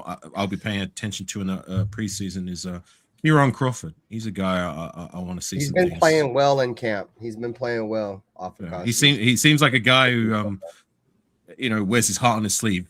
Plays with a lot of fire and passion. A bit of fire in the belly, and I want to see that translate on the field. He's a pure scheme fit to what we want to do too, bro. He's a pure scheme. Huge culture changer, bro. For sure. He's like Clelin Ferrell, but where he was supposed to be drafted in the 3rd round, or where the fuck he was drafted out. Well, look, if we can get a Cleve Ferrell type player in the 3rd round, that's what you expect. You don't expect that's the point a Cleve Ferrell type player pick number 3 or 4 in the draft. Not even close to being. And I think he can be better than Cleve Ferrell. I think he can be better than Cleve Ferrell for sure. But the point I'm trying to make is he's a huge locker room guy, a culture guy, a guy that's gotten about the mud. Had got denied multiple times in college, had to go to a small school before he was able to even make it to SEC, because he didn't even start playing football until his senior year of high school.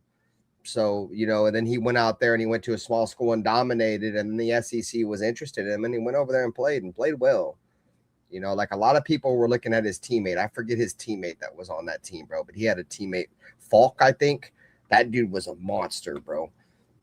And a lot of people were watching that team to see him, and Crawford was the one that was standing out the entire game. So I wouldn't be surprised with Crawford if eventually, like, his ceiling would be what Malcolm Kuntz was come year 3 when he was healthy. You know what I'm saying? Like, I think that could be like what Kieran Crawford's floor could be.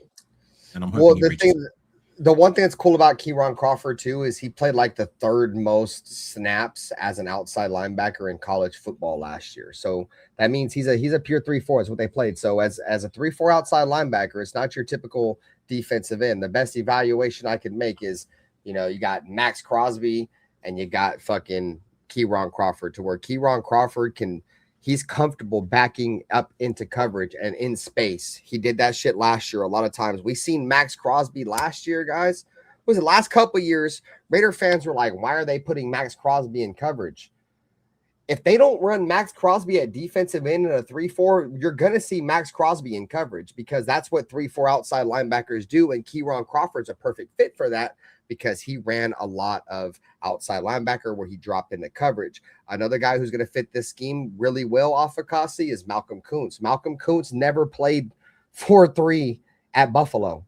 He was a stand-up outside linebacker in a 3-4, which made him the second most productive pass rusher to come out of Buffalo since Raider legend Khalil Mack. So now Malcolm Kuntz is coming into a situation where they're going to play 3-4 on base downs. First and second down, you're probably going to get 3-4, but in passing downs, we'll go to multiple. But Malcolm Kuntz is way better than a 3-4, bro. Like, I think we might see the best Malcolm Kuntz we've seen in a long time, because he didn't play 4-3 hand in the dirt defensive end, bro. I hope so, man. I really do. Hey, shout out to 35. We hit 40 likes, man. Appreciate you guys. Shout out to the chat. Can't do it without that screen on the heartbeat of the show, man. Double tap the screen. Go ahead, Nutty Nate. Quiddy Pay's getting playing time over Malcolm Kuntz right now, it sounds like. It's because the bag. It's the money. It's the money. What happened to Quiddy Pay? Did they say what happened? There's no actual report on what happened. They just said that he went down. He walked off with the trainer. He was asked. Klint Kubiak was asked about post practice, and he said that it was just a precautionary issue. They don't want to risk him getting injured. They're gonna wait till the pads come on. Just on Kuntz, like, there's got to be a reason. I'm hoping that we brought him back. I mean, he wasn't exactly highly productive last year. You know what I'm saying? And I was shocked when we brought him back. If I'm going to be honest, I thought that was the last time we'd see him as a Raider. He signed back up with us. I'm hoping that motivation to try and find that form that he once showed before he was injured translates to results. You know what I mean? Like, if he can even come close to that form he showed that season, then our defensive end room is going to be in a really good place. One thing I like about Quiddy Pay, Afakasi, is he's a great edge setter in the run. He might not be – he hasn't lived up to his first-round hype in terms of where he was drafted at coming out of college as a pass rusher. First couple years, you know, he was decent. You know, the last couple years in terms of just getting after the quarterback, not so good. But you can't take away how good he is at setting the edge in the run game. And, you know, I think that's a lot of what Klint Kubiak wants to do. And what I mean by that, chat, lock in here a little bit with me, right? Klint Kubiak wants to run outside zone running scheme. So they want to attack the edges of the defense, force the linebackers to play sideline to sideline.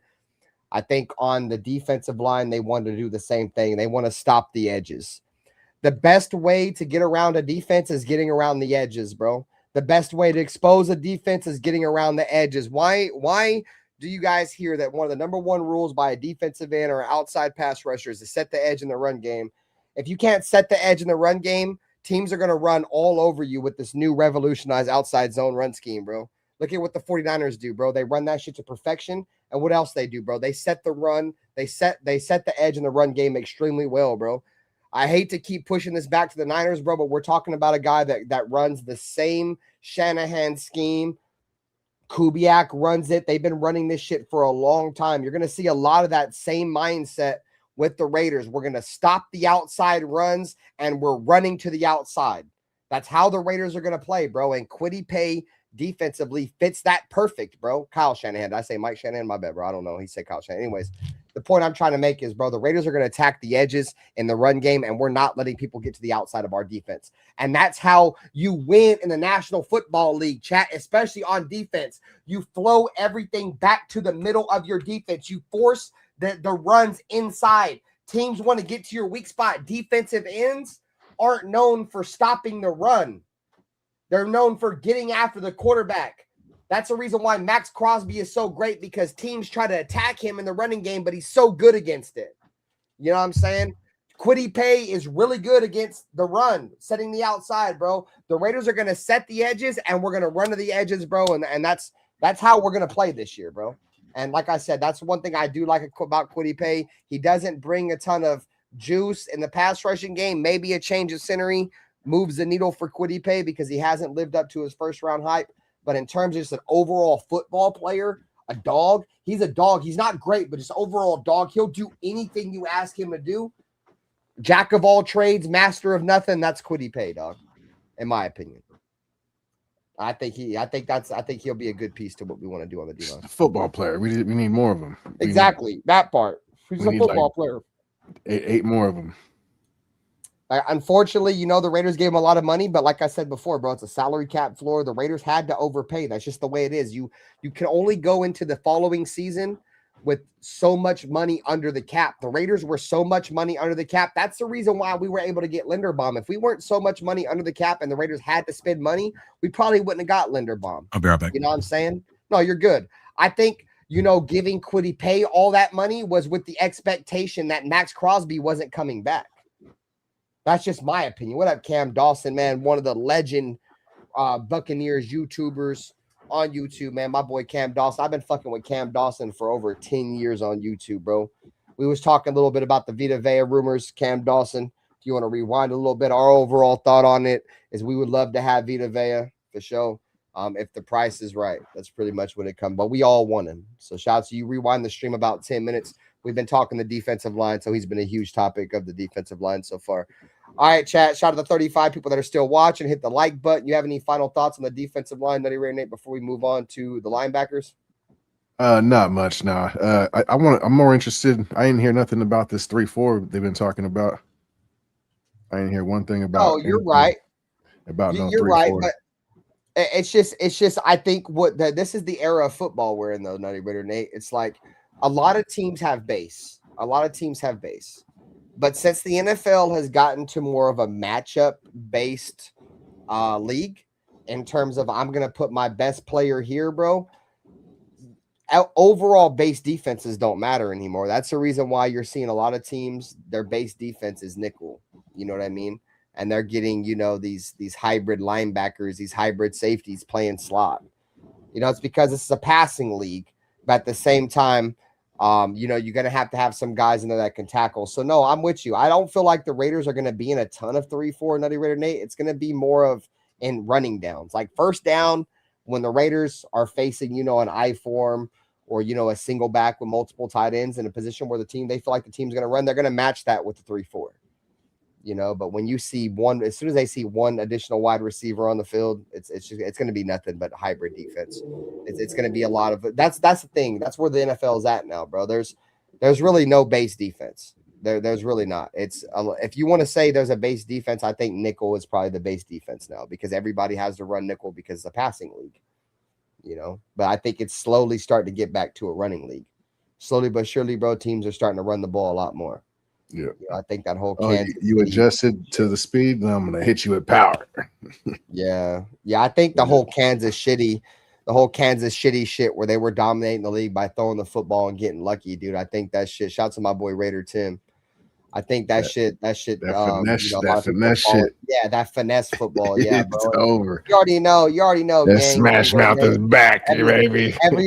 Everybody's been fucking with Binther, bro. Like I'm a huge fan of the running game. I feel like the running game is still how you win in the National Football League. That's why I was so upset when we got rid of Josh Jacobs. I'm get some water. Hold on. No, you're good for sure.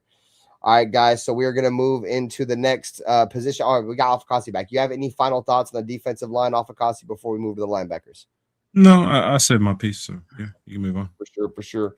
All right, guys. So next, linebacker group, chat. Linebacker group, Nakobe Dean is in practice. He's healthy. That right there, bro, is whew. Bro, wasn't we on this bitch talking about Nakobe? Because they said Nakobe Dean wasn't healthy. That's the reason why he didn't practice in all of the OTAs. But come down to it, they're saying that it was more of a precautionary measure.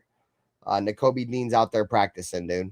So I'm excited for that. Nakobe Dean, I've said this before, chat. You have middle linebackers, and you have sideline to sideline linebackers. Dude, Nakobe Dean is a pure sideline to sideline linebacker. He's healthy. Quay Walker, he's a monster, bro. Also sideline to sideline linebacker. He's the healthy guy. He's the guy that does. He hasn't really experienced too many injuries over his career.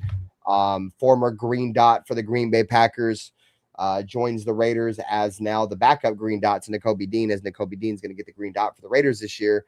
But Max Crosby, he said he looked over to fucking Quay Walker and was like, he started laughing, and Quay was like, "What are you laughing at?" And he was like, "Bro, you big as fuck or something." Pause, like something like that. And then like he's a big ass dude, and Quay Walker was like, "Yeah, bro, it's about to be different this year." So Quay Walker's got that energy. This is probably the best overall linebacker group in terms of the top heavy that I like, bro. Like my issue with the linebackers, dude, is that we have the revenge of the Bergs behind them, with Tommy Eichenberg and Cody Lindenberg. You know what I'm saying? So the depth worries me a little bit there. I still think the Raiders should kick the tires on Bobby Wagner. See what kind of role Bobby Wagner would be willing to play with the Raiders. So yeah, man, and shout out to the dogs, bro. You know what time it is, Cam Walker, bro. I remember. How old in the tooth is Bobby Wagner though? He's up there, bro, but he's still playing at an extremely high level, dog. He's still, but I don't want him to be a starter, Afakasi. I'm talking about like a role, like a def, like our third linebacker. He's right around Jamal Adams' age. Yeah, and he's playing way better than Jamal Adams. Shout out to Jamal Adams, who just got a contract with the Vikings. I would have brought. I said this earlier, Afakasi. I wouldn't have been mad if he brought him back either. Yeah, I would have brought Jamal Adams and Devin White back as def linebackers. I'd rather have them as def. Yep. I'm more confident in those two guys than to your what you said before in the Bergs. Like, I'm not impressed with either of the Bergs. I mean, granted, like, look, it was Cody Lindenberg's rookie season. And this is, what is he, a 7th round guy? And I do hear that he's putting in the work, which is good to hear. But, Eichenberg, like, he's shown that he does some things on special teams, which is something. But I expect a little more than that. Like, come year 3, you know what I mean? Like, the fact that he's still battling for a roster spot, whatever. But, like, on the positive, I am excited to see what the likes of Nakobe Dean, Quay Walker, and whether Kwity Paye or whoever else is that other outside linebacker, whatever. But I'm hoping what you said is comes to fruition. RaiderBen, this is going to be what it looks like on paper to be one of our better linebacking cores for a minute, longer than a minute. It's been a hot minute since we've had the linebacking core being the point of strength for this team. You know what I'm saying? And it'd be nice to have that again. But it'd be even nicer if it was one of our homegrown guys being able to develop and contribute to that. And I'm looking at the Bergs. You know what I'm saying? One of the Bergs to stand out. Yeah, bro. We have, I think it's Cody Lindenberg, bro. He's a dog on special teams, bro. I think he was a Pro Bowler special teamer. So he's good. And sometimes good on special teams. One of them, I'm not sure. You might be right. One of them, bro. I'm pretty sure it was Tommy. Eichenberg, Lindenberg, the Samesonberg. You know what I'm saying? What up, Rosetown? The Hindenburg. Yeah, bro. Like it's like they're long lost brothers, bro, that found their way back to the fucking team. The friggin' iceberg that sank the Titanic. Shit. Iceberg, Eichenberg, Lindenberg, same shit. God damn it! I hope that Eichenbergs and Lindenbergs can be like the iceberg and sink the NFL. God damn it! Ron Burgundy. Ron Burgundy. Whole bunch of so there it is. So, bro, you're right. So Rosetown said Eichenberg is the one that's legit. Yeah, it was Eichenberg. Yeah, bro. I mean, I was gonna just say this, bro. Sometimes it takes a player, because sometimes a player will spend a couple years on special teams, bro, and be really good, and then be a really good starter. I mean, it's happened in the past. I'm not saying it's gonna happen now, but he's Alfredo. I know, man. Hey. So one thing I do like about that he's good on special teams. He knows how to tackle. I think in special teams you have to know how to tackle. You have to know how to take angles. He's good at that. Who knows, man? Maybe we have a diamond in the rough sitting back there with Tommy Eichenberg. We don't know. But show me something. Would you guys agree with me? Would you guys agree with me that health is going to really determine the overall outcome of the linebacker crew, it's going to be health, bro, in my opinion. I feel like there was a plan. There was a plan, and they had to pivot after the fucking trade fell through, and we missed out on some other key players, and now we're looking like Swiss cheese in parts of our roster. So I don't have a lot of after I finding out that Nakobe Dean, well, hopefully he is healthy, but I feel like they're lying to us, to be honest. To be real, I feel like they're fucking just lying to us, and hopefully he's healthy enough to play. Take it easy, ease him in, and hopefully he's ready for game 1. But I do like Walker. Walker's out there fucking. I'm hearing stuff about him being as big as Max Crosby, even bigger. So that's like, and being an athletic freak. I can't wait to see what that looks like. Shit, you know what I mean? Let's. Nah, yeah, they said Quay Walker's massive, dog. I mean, they was calling that motherfucking alien like for a reason, bro. Respectfully, bro. That they said that motherfucker's got he's lanky. Yeah. But the thing about Quay Walker, bro, it's not only is he lanky, dude, but he's like muscular lanky, like weird ass in a good way lanky in football term. What up, Alec M? What's it cover? Forgive my ignorance, well, not ignorance, like my lack of knowledge on the two when it comes to their pass coverage. But like, what are they like in pass coverage, Dean and Walker? Either of you guys give us some insight. I feel like Dean's more of a cover guy, but Quay Walker's more around the line of scrimmage. He's as big as Max Crosby, if not bigger. So he could cover. I don't think it's not his forte. So they're both your prototypical middle linebackers, bro. They can both cover. Nakobe Dean is probably better of the coverage linebackers. Quay Walker's a little bit better against the run, but they both can do both, and they're both sideline to sideline linebackers. You know what I'm saying? We're not talking about a guy linebackers that can just stuff the gap. I mean, these guys can truly run from the left hash to the right hash. These guys can do it all. I mean, they're. I wouldn't say I would, like I said, I'd say Nakobe Dean's the better pass coverage linebacker. Quay Walker, not saying he can't cover, but he's probably the better, run stopping, gap filling type linebacker. But he can do both though, for sure. We got it's just a combination of just overall they're good at a lot of things, a lot of things that we haven't had, and I feel like they make up for each other's flaws. I feel like for what Quay Walker might lack in athleticism, Nakobe Dean makes up for that. I think for what Nakobe Dean might make up for in size and types of his height, Quay Walker offsets that.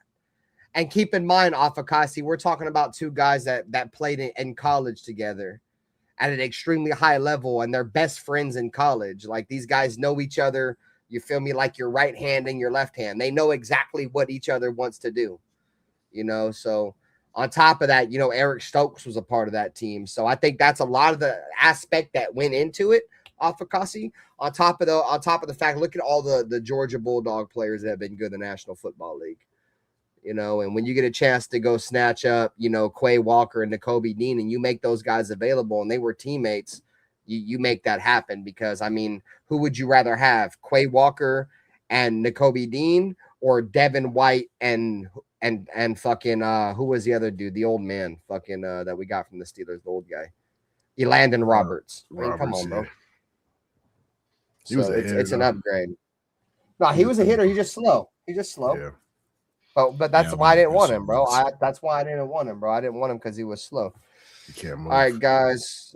Shout out to the chat, man. Thanks for coming by, man. We're going to be moving into our next position group. You guys have any last thoughts on the linebackers before we move on to the corners? No. Cross your fingers. The corners. Yeah. Cross your fingers. Shout out to the chat, man. We appreciate you guys, bro. We're still 40 strong in this motherfucker, bro. So I appreciate you guys for sure. You guys are the heartbeat of my channel, bro, and Nutty Raider Nate's channel. And Afakasi, like I said, if we didn't have you guys, bro, we'd be talking to a wall, bro. And We appreciate it, bro. We appreciate you guys enjoying the content. And, you know, if you guys enjoy the content, man, hit the like button, smash a like, subscribe to the channel, go tap into Nutty Raider Nate in the loaded box. You feel me? Go subscribe right here, the Silver and Black Lounge with Nutty, with RaiderBen. And go check out Afakasi Raider, man. Just type in Afakasi Raider on YouTube. There's only one of them. He is the one and only Afakasi Raider, man, from down under, man. So go subscribe to him, bro. I appreciate your guys' love as always, man, coming through, showing some love. It's really appreciated, bro. We couldn't do this shit without y'all. What up, Alec M? All right, guys. So corners. We're gonna start with you, Nutty Raider Nate. Corners. What's in it? Yeah. Very important. I'm hearing some good things. He made a play or two. That's cool. But I think his job is definitely on the line. We saw Masses getting burnt by Bowers, but that was a tough play. I mean, I think Bowers does that to everybody. Yeah. So that part. But I think the fact that he was there, he had good coverage. So I think for sure. Any other player, it'd be good. That'd be good enough. But it was Bowers. So I'm a big Masters fan too. I feel like he's got a real good chance.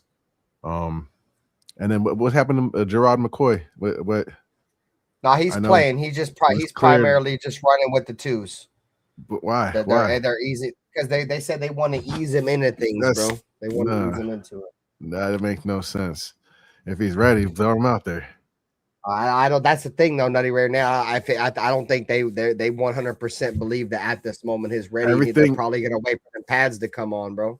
They're making excuses. Everything I was hearing before this week was he's looking like a first round draft pick out here, and he's like, but you can't. You have to take it easy, though, Nutty Raider Nate. We're talking about a very. The twos go just as hard as the ones, if not harder, because they're trying to be the ones. What are we talking about? But the Raiders, I think what the Raiders have in plans for Nutty Raider fucking Jamad McCoy is they're trying to plan to keep him as healthy as long as possible. And I think what they're going to do is they're going to them pads come on and see, you feel me, how he reacts to it. I don't know. They're lying. They're lying. He said they're lying. Good damn it. Bunch of damn lies. Hey, how's my camera coming out? I'm not good, bro. Yeah, you look fine. You look fine, bro. Crystal I don't clear. Like checking out other men. But,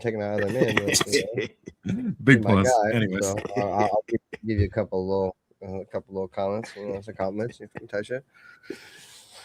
No. So, anyways, any outside of that, Nutty Raider Nate, you got any thoughts on the corners? Yeah, just I don't like that Gerard McCoy shit. That's about it. Yeah, corner with safety is a different. I guess we could talk about Salat. I guess. Right, it's not another position. No, it's slots, corners. Yeah, we good. Throw AR up. Trade-on Stukes. I heard has been getting some slot corner reps, bro, today. So I don't want to bring up another position, but it just coincides with the cornerback room. So today, Trade-on Stukes was getting played at slot corner, and Isaiah Polamau was your starting free safety today. And they said that Isaiah Polamau looked all right.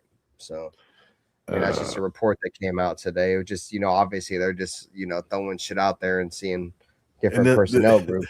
They'll do stuff like that to disguise stuff because they'll rotate in the middle of the play and stuff. So that's just to confuse the offenses and their first reads, which I like that stuff. But we'll see. Yeah, I think there's going to be a lot of competition in that cornerback 2 spot, Xavier, to be sure, to be honest with you, bro. So from what I've heard over the last couple of days, I think day 1 training camp, they had DeCam Richardson getting a lot of number 1 reps outside of Eric Stokes. Day 2, it was a lot of Darian Porter. Today, it was a lot of Hezekiah Masses. We played the clip earlier, man, of Hezekiah Masses one-on-one with Brock Bowers. Great coverage, on Brock Bowers. But, this is Brock Bowers we're talking about. We're talking about Hezekiah Masses, who's one is undersized. You know what I'm saying? He's not going to be able to guard Brock Bowers. He's too small, but he did put himself in great position. And also, a great ball being thrown. And, we're talking about Brock Bowers is all pro. But, I think Hezekiah Masses is going to have a real shot. If you guys checked out Rob Leonard's press conference, he said like one of the red flags for a defender or a defense is if they're not taking the ball away. So that was one of my huge takeaways from what Rob Leonard said, bro. And I think, those guys that are going to take the ball away are going to be the guys that are going to get out there and get the most playing time. So Hezekiah Massis came out today, looked good. Shout out to Teron Johnson from what they were saying today. I guess Kirk Cousins was looking for a deep ball down the sideline for Trey Tucker. And the ball hit Darian Porter in the back of the helmet, and it bounced up in the air. And, Teron Johnson just happened to be Johnny on the spot and got the interception. So, the cornerback room, dude, is going to be very interesting because, Darian Porter, let's go back to last year. Darian Porter allowing, a sub 80 quarterback rating when targeted, which is extremely good. The only person on the Raiders roster that had a higher or a lower quarterback rating was Eric Stokes, who I believe had like the lowest quarterback rating when targeted last year by any corner in the league. So Darian Porter in limited snaps last year in terms of quarterback rating overall when targeted played extremely well.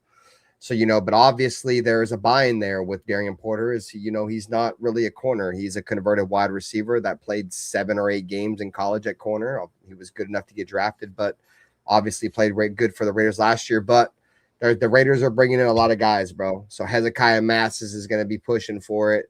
There's a lot of other guys in that cornerback room, that are going to be trying to push to try to make it move. So anyways, Afakasi, your thoughts on the corners?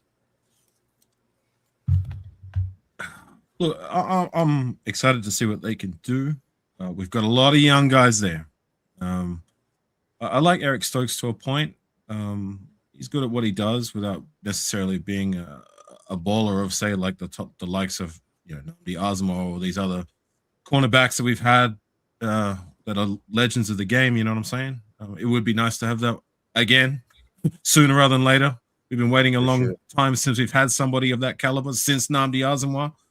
And here we are. We've drafted 6 guys in the last 3 years alone at the cornerback position. Since the move to Vegas, like outside of defensive tackle, I believe that's the position we've drafted the most of. We brought cats in the door, and time again, they just don't work out. The best of the bunch was your boy, of Dirty's boy, Amik Robertson, and friggin' Nate Hobbs. Outside of that, it's been a turnstile of guys that just don't do squat. You know what I'm saying? And I'm done with it. I'm over it. Like, we need one of these young guys to establish themselves and merge. Like, we've swung 6 times in the last 3 years. You know what I'm saying? Surely it's not too much to ask for one of these cats to amount to something. You know what I mean? Or solidify a starting role. I don't care whether it's nickel. I don't care if it's outside corner. Can one of these guys, just one, do something? You know what I'm saying? Like, yeah, I hear the tidbits about Darian Porter. If he can keep trending upwards, maybe he can be that guy. But, like, surely one, hallelujah, if we can find 2 of these guys who can pan out for us, you know what I mean? But just do something. Solidify your spot, make a stake your claim at that as either our starting nickel or our outside corner. I don't want these guys again, like I said before, they're starting by default or because we got no one else. You're starting because you're good enough to start and you're going to produce. And I want that from one of these guys, just one. Like, come the frig on. That's not too much to ask for, is it? I don't know. And shout out to SoCal Sal, bro. He said, I didn't know Porter was a converted quarterback and he was a 3rd rounder. Yeah, bro. Like, that's one thing we try to be. I might get a little off the rails and we talk shit, and I try to bring a ton of entertainment to the stream, but we also bring a little bit of informative shit. You feel me? And yeah, bro. Yeah, he only played like 6 games or something, bro, or 8 games as a corner. 7 he or played 8, wide. Yeah, like he was. Sorry, I was just gonna say to that point, like both of you guys, like, how do you guys feel like to that point? Do either of you in your heart of hearts, believe he's done enough to make you feel confident he can be the guy moving forward? No, I gotta see in this new scheme, but no. I don't watch a lot of cornerback play, but he stood out to me as in a bad way, like he didn't know where he was sometimes, and he was out of position. Yeah, and my only counter argument to that is this right here is that he was a developmental player. He lacked instincts, just defensively, overall angles for tackling. It was bad. I think Darian Porter was more drafted for his ball skills. We didn't see a lot of that in year one because the entire defense was bad. But we're talking about a guy that played wide receiver and was pretty productive, as a wide receiver in college, and had the humility, to make the position change because his teammates. We need some wide receiver help. What's up? No, I feel you. I mean, maybe he can still play. I'm just saying. But he had some humility, bro, and was like, fuck it, I'll go play corner. We need corners. And he went out there, bro, in one season and was one of the best corners in college, bro, in one season and only playing 8 games, dude. He was extremely productive. He was a guy that with his pure athleticism, a guy that maybe with Al Davis could have been drafted higher. The issue with him is he's going to have to learn how to play corner. He's, like I said, bro, he's got ball skills. He played wide receiver, so he understands how wide receivers want to run routes. I just think, like people have said before, he was your prototypical Pete Carroll. Let's draft a converted wide receiver in the later rounds and transition him as they did with Richard Sherman. Because if you guys with Richard Sherman, he played mainly wide receiver in college, played a little bit of corner. Pete Carroll drafted him in the later rounds, converted him to one of the best corners in the National Football League, and he's the same skill set as Darian Porter. But just because we drafted him with the expectation that Pete Carroll was going to develop him and make him into the next Richard Sherman or his Richard Sherman, I don't think we should give up on him because I think he's got a lot of talent, bro. It's just, once again, Afakasi Raider, we got to develop it, dude. We let it go. It could be good somewhere else. Anyway, I'm not digging at Porter specifically. All I'm saying is that, come on, like we've swung 6 times in the last 3 seasons at the cornerback position specifically. Like, surely it is not too much to ask for one, if not 2 of these guys to establish themselves as starters and productive, good starters. Surely that's not too much to ask. Bro, Sherman dropped. They wouldn't have got him. Sherman dropped. They wouldn't have got him. Fucking Darian Porter. We reached for him in the 3rd round, bro.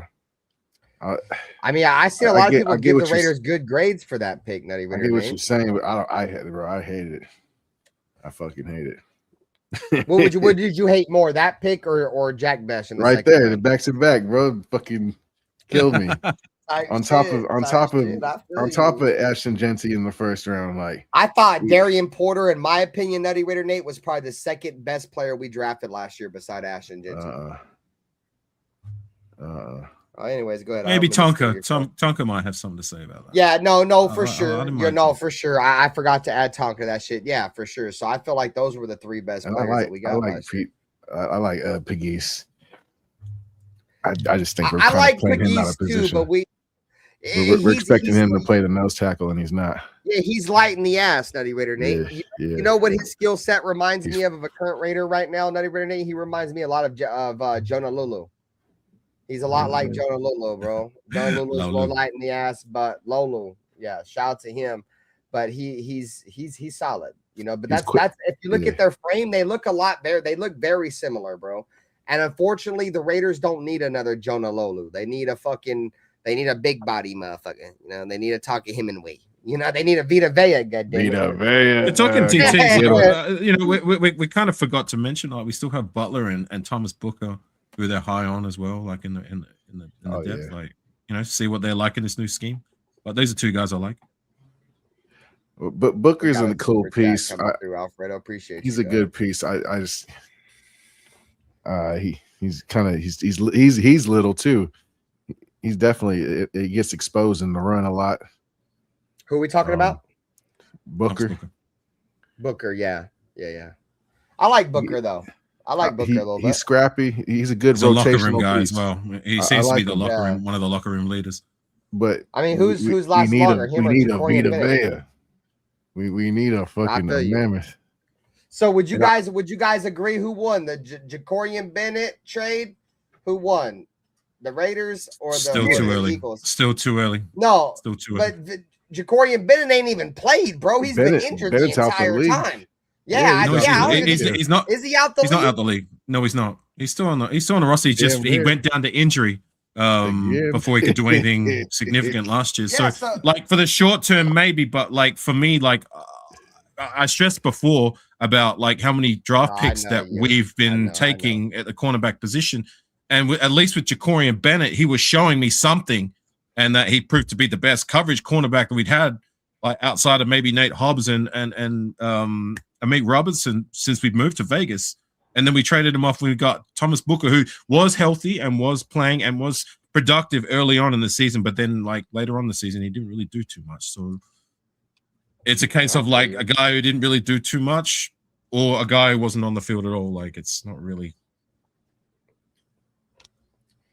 Yeah, I mean, I the only reason why I think the Raiders won early, bro, is because we kind of knew what the Eagles were going to get when we trade them Jacorian Bennett. We're like, bro, you guys are about to get an injured player. Like, he's really good when he's healthy, but he's not ever healthy, bro. You feel me? And I feel like you can't compare the two positions, but I'm sure we got way more starts or way more fucking opportunities or on the field time for fucking the dude we got from fucking the Eagles than Jacorian Bennett. I forgot his name already. I'm drunk, sorry. Thomas Booker. Yeah, Booker. I think Booker got more playing time than Jacorian Bennett got last year. Jacorian Bennett was hurt the entire time. Yeah, he was. That's what I'm saying. Like Jacorian Bennett was hurt the entire time, and like if you want to look at it from that perspective, because Thomas Booker, he was on the field. He was productive in the first couple of games. I noticed him. I thought he was doing really well. But then, like the last half or 2/3 of the season, I just didn't really see much of anything at all. So, yeah, whatever. Yeah, I mean, at the end of the day, bro, obviously it wasn't meant to be. I don't know, where Jacorian Bennett would fit in this cornerback room now. You know what I'm saying? Because I feel like, there's a lot of players that we have in this room now that's very similar to him. And if he was in this locker room now, all right, let me ask you this, Afakasi. And shouts out Alfredo. He said, trade on Stukes, better ball out because I wanted Caden McDonald. Caden McDonald was the defensive tackle. I want him as well. A lot of people did. Shout out to you, Alfredo, bro. Much love. But I forgot where I was going with that, bro. You were going to ask me something in regards to Jacorian Bennett. Okay, so yeah, thank you, bro. You jogged my memory. All right, so who do you think would have the best opportunity in this room right now, this locker room? Would you think Thomas Booker would have the best opportunity to get more actual reps, or Jacorian Bennett? Where we stand now? Honestly, I might be on my island saying this, but Jacorian Bennett. Because at least he's proven that he proved that he could cover. I noticed him making plays when the ball was thrown to him, and he was covering some of the best wide receivers in the game that particular season that I noticed. You know what I'm saying? Like, I noticed him for the right reasons year 2. You know what I mean? We got rid of him year 3. It is whatever. But, like, he proved to me that he can cover.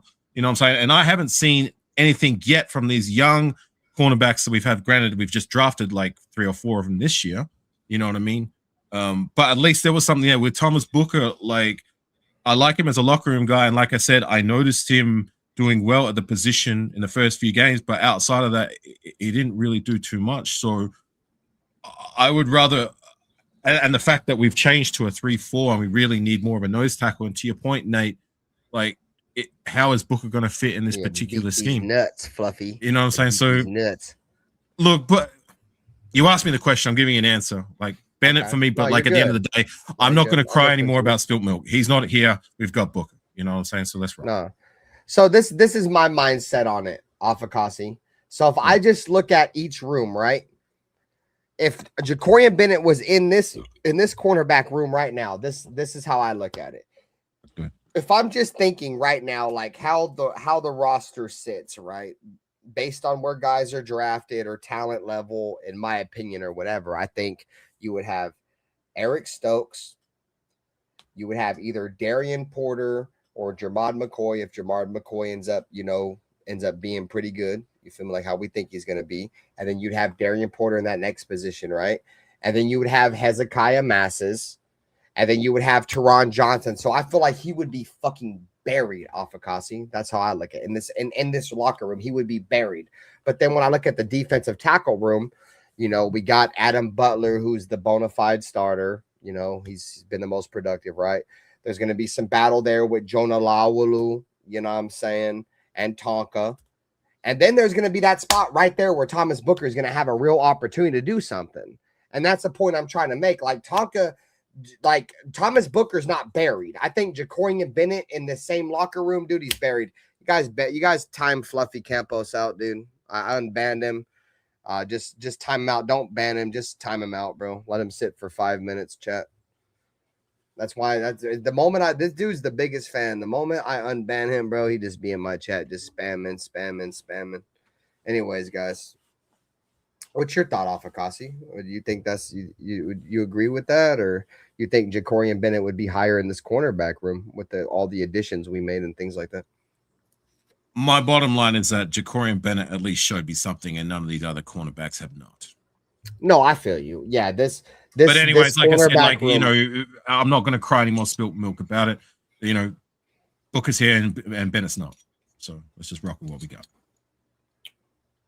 Nutty Raider Nate, you have any thoughts on the corners? Yeah, no, I'm just disappointed with Gerard McCoy. All the hype, he's not with the ones.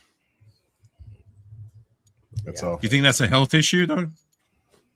No, that shouldn't be. That's dumb. That's because he's still a snap count. He's still got to go out there and run play. I guess that makes more sense. Snap count. They don't want to rush him. Even then, he should be with the ones. It's snap count with the ones. Get in rotation. That's just my opinion, Bubba. They don't want to rush him, gang. I know the talent level should be there, Nate, but at the end of the day, he's a 4th round guy. I want to see him out there with the ones. No, we all do. No, Nutty Ray Nate, we all do, bro. And like you said earlier in the show, Nutty Ray Nate, when them pads come on, we're gonna see. And from what I've seen and from what I've heard from Jermod McCoy, dude, is he is a physical corner, bro. And he runs extremely fast and he's not afraid of contact, dog. So I think honestly, Nutty Raider Nate, it may be let's just slowly roll it in the pads. Let's make sure his body, his lower body, his surgery is good. And once pads come up, pop and bang, Jermod McCoy's in that bitch. It's going to be a slow roll. It's, in my opinion, it's a lot like how they're going to approach the Fernando Mendoza situation, bro. We're not trying to rush him. I mean, do we want him out there? Fuck yeah. A lot of Raider Nation wants Fernando Mendoza out there. But the Raiders understand that they want to put the player in the best position for him to succeed. And the best way to do that is make sure he's ready. And like you said, Nutty Ray Nate, even if he was a starter, Nutty Ray Nate, and he was balling, you would say, what?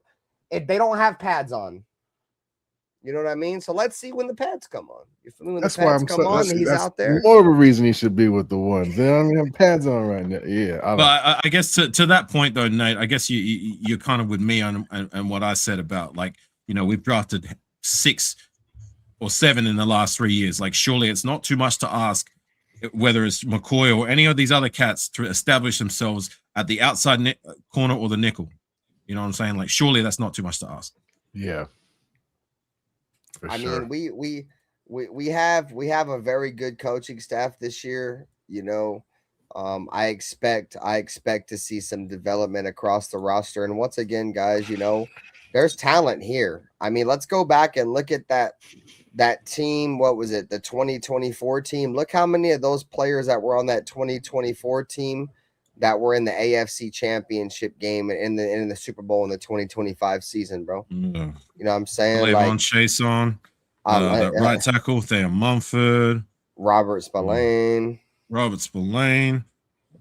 lot even of them, bro. Freaking old Jacobs coach was in the playoffs. Yeah. Josh Jacobs was out there in the playoffs. So the point I'm trying to make is we just got to get back to keeping our players, developing our players, and I think we're going to be good. So, all right, guys, let's move on to the safeties. Shout out to the chat, bro. We've held 40 strong all night. Make sure you guys are subscribed to my brother, Afakasi Raider. There's only one of them on YouTube, bro. We can't share links in these vertical shit, but just look up Afakasi Raider. You'll see him. Subscribe to him. And then the Loaded Box Entertainment, man. The Loaded Box Entertainment, bro. There's only one of them, bro. The boy Nutty Raider Nate locked in the box. in the lounge at RaiderBen talking Raiders Bowl. Appreciate everybody who came by tonight. Show some love. Getting to the end of the show, man, but we appreciate you guys, man. We're talking safeties. All right, guys. So safeties, Raiders, Treydon Stukes. I haven't heard much about him. I really haven't heard nothing about the safeties at all in training camp, if I've been honest with y'all. I heard that Palomar got some run this today as a starting safety with Treydon Stukes in the slot. But outside of that, man, I think this is another very questionable room for the Raiders, guys. Let me know how you guys feel. Chat. Afakasi, the safeties, bro, like kind of shaky, no? Yeah, I'm with you on that. I mean, I was a little disappointed that Palomar didn't continue to trend upwards like he had been doing. Do I believe he's a bad player? No, but do I believe he's a good player, like a good enough starter?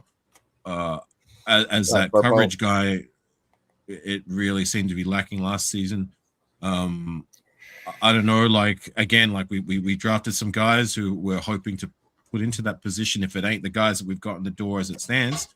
We got Jeremy Chin. What are we going to do with Treydon Stukes? Is he going to be nickel or is he going to be a safety? What is it?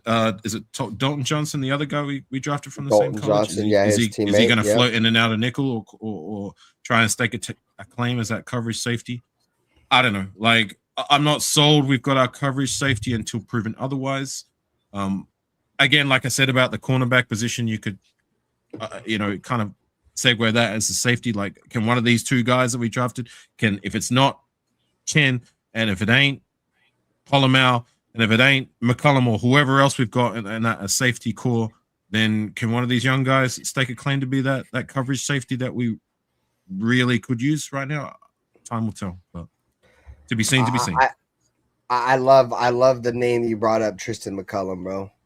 Tristan McCullum is a very under the radar player. I think a lot of you guys need to be keeping your eyes on, bro. I'm not exactly sure how Spytech was able to pull off a Tristan McCullum. He's what I would call a chess piece.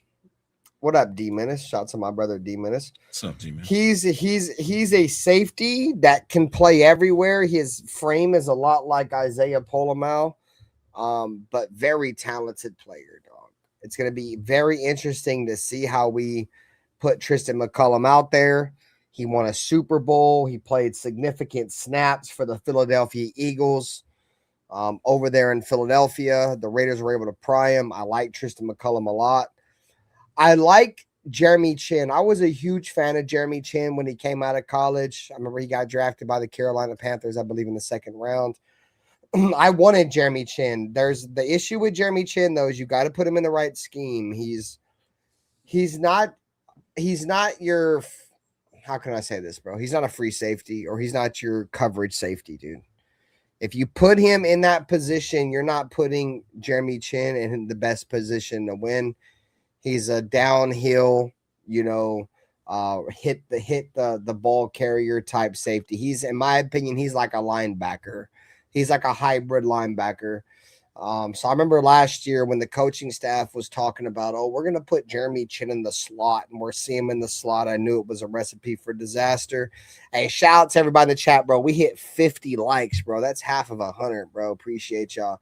Hey, bro. So Jeremy Chin, the recipe to success with him, bro, ain't putting him in coverage, bro. You got to let him play more of that linebacker role. He's a joker type player, and he's your rare athletic Al Davis would love this guy type player, bro. 6'2", 6'3", 4'3" speed. I just don't know how this coaching staff is going to deploy him. Shots of Bloody Raider, bro. Welcome to the chat. I appreciate you, my boy. Subscribe if you enjoy the content. Hit the like button, chat. Double tap the screen. Safety room's interesting, guys. I don't know what the long-term plan is with Treydon Stukes. Treydon Stukes at Arizona played the majority of his snaps at slot corner, but the Raiders currently have Teron Johnson, who's a slot corner. So anyways, take it away, Afakasi. What's your thoughts on the safeties, bro? I shared my take. I think it's Nate's turn. Oh, it's Nutty Raider Nate. Okay, sorry, bro. Sorry. No, you good, man. Go ahead, Nutty Raider. Oh, man. I'm a little upset. we ignored the safety position in the draft again in free agency. It felt like too. I'm a big fan of Tristan McCollum.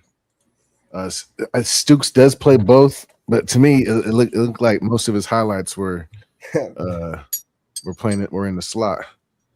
So, and then we already had Tyron Johnson, so it was just like and then Dalton Johnson's pretty much the same player as Stooks, just a little bigger, maybe a little slower. I don't know if he's going to even see the field this year. Yeah, me either. Yeah, I hope Stooks is the plan. I really do. We there was some other safeties there too that we could have got instead of Stooks, and we took Stooks. So they were like true safeties, like that were on the overall consensus board. They were rated above Stooks. So I really hope Stooks works out. Everybody's really high on him, so he's our guy. I hate to cry over spilt milk again, but man, we had a homegrown talent in Trayvon Morey. Couldn't we have just kept him? For Christ's sakes. He was taxing us though. He got paid. Shout out to Trayvon Merrick, bro. I remember we got rid of Trayvon Merrick, bro. I remember I was like, what the fuck? I don't know, bro. I thought Trayvon Merrick just he had like this he knew how to control the defense. He had chemistry or whatever the word I'm looking for. Sorry, guys.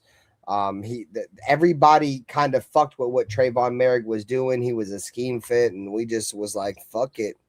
Let's just throw him to the curb. And that's no disrespect to Jeremy Chin. I like Jeremy Chin. But I fucked with Trayvon Merrick, bro. Bro, when Trayvon Merrick came out of college, out of TCU, bro, he was a first-round touted #1 safety in the draft. And he draft night because came, he was injured. Yeah, draft night came, and an injury, non-disclosed injury came out. He fell the second round. You know what I'm saying? There was a Not couple very far, safeties. Tell me who was a better coverage safety in the last 15 years than Trayvon Morey. Tell me. I mean, guy that never got beat deep for real, and that's really the #1 key of a safety, bro, is do not get beat deep. Reggie Nelson, is that his name? Even Reggie Nelson, I thought he was okay, but not as good as Morey. I didn't like Reggie Nelson. Reggie Nelson had one good year, dude. And that second year, he was by far probably one of the worst safeties I've ever seen play for the Raiders ever. Yeah. But that first year, that 2016 season, yeah, bro, he made the Pro Bowl that year. He was one of 10 Pro Bowlers. I think that 2016 season, we had 10 Pro Bowlers. We were or 11 Pro Bowlers. We were only one short of the Cowboys, bro, with Pro Bowlers that year, dog. Who was the safety? Was one of them. Who was the safety that we got from the Rams and we played him at slot? Safety from the Rams. LaMarcus Joyner. Joyner, LaMarcus Joyner. Well, Charles Woodson would be the last, you know what I'm saying? And he was, he was how old and still getting the job done at safety? That would be the last guy I feel was better than Trayvon Morey at the free safety position.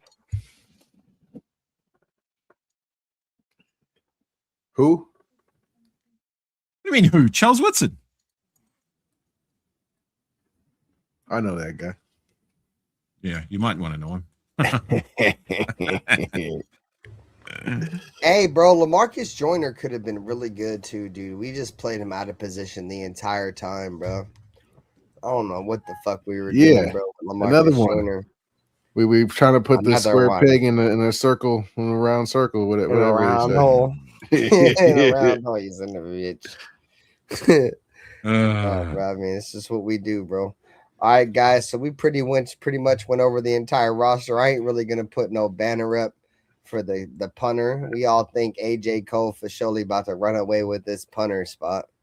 Yeah. How we feeling about Kensai Matsuzawa?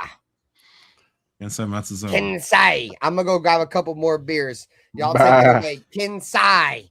And I'm gonna empty out my piss jug because that shit's starting to overflow. I'll be right back. It's a cool story. Yeah. It's a cool story. I don't think it's it's a cool story, but can he get the job done? I don't care if his name's Matsuzawa. I don't care if his last name is Gay. You got one job.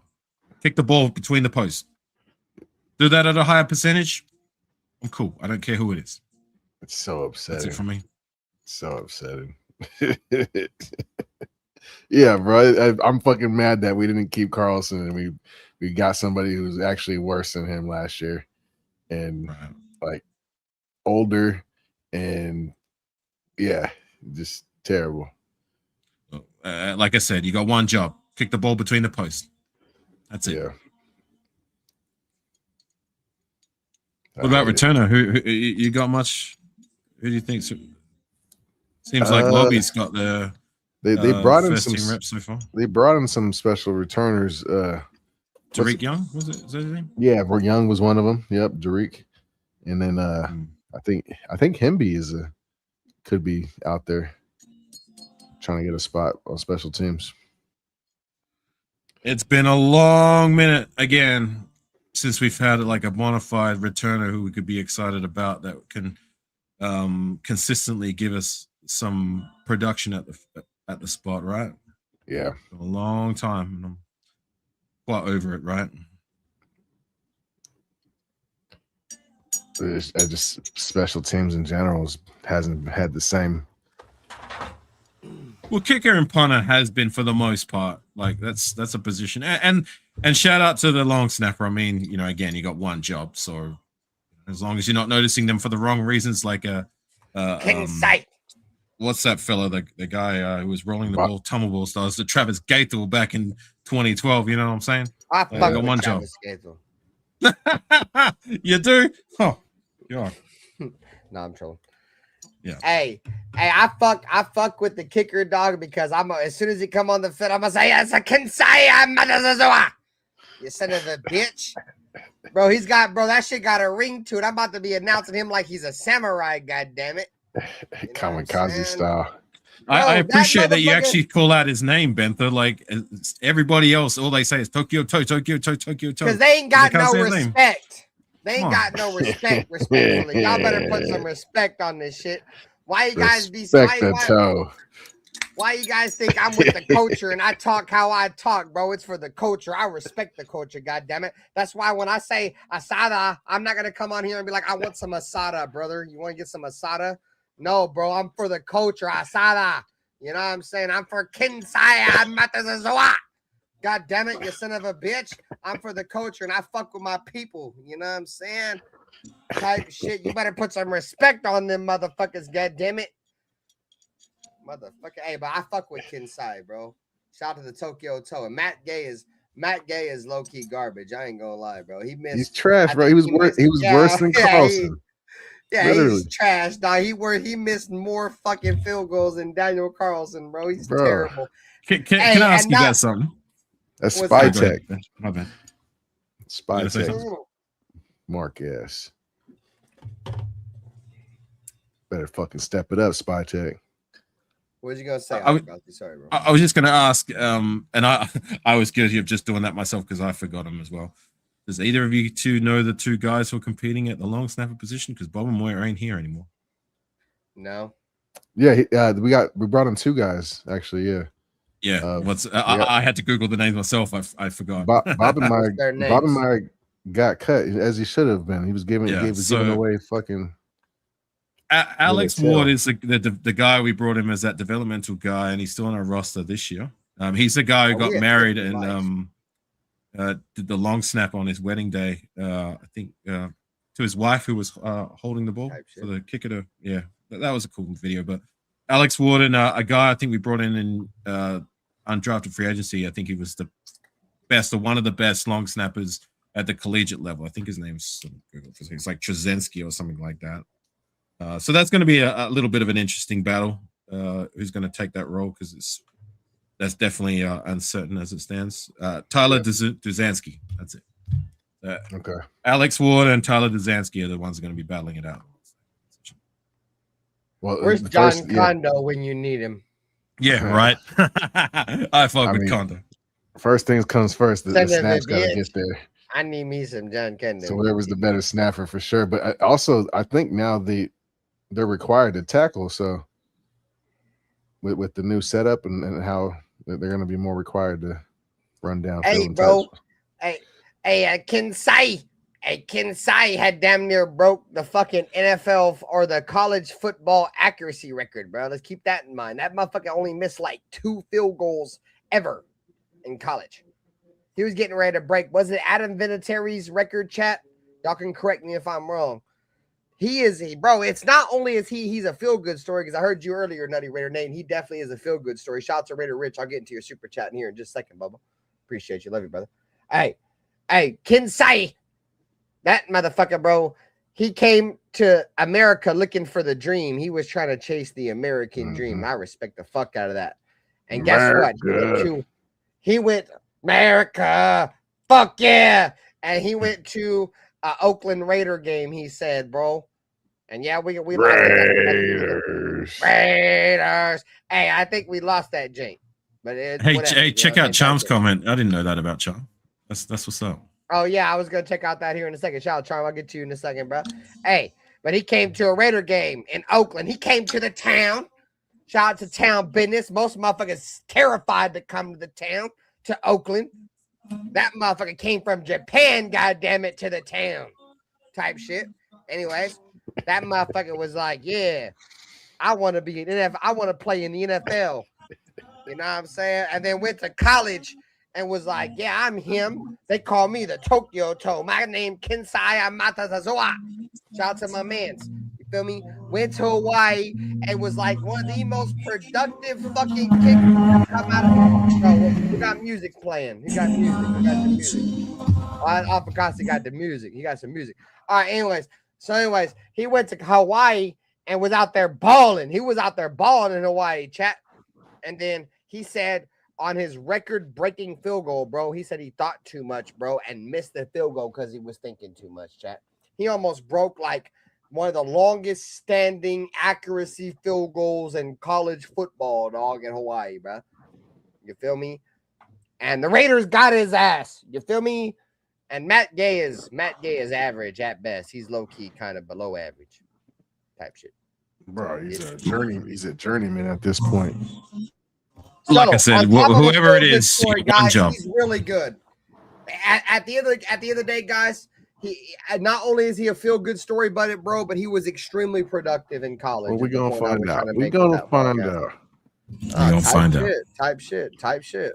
So Raider Rich, shout out to my mans with the $5 super chat. He said, so far day camp number 3.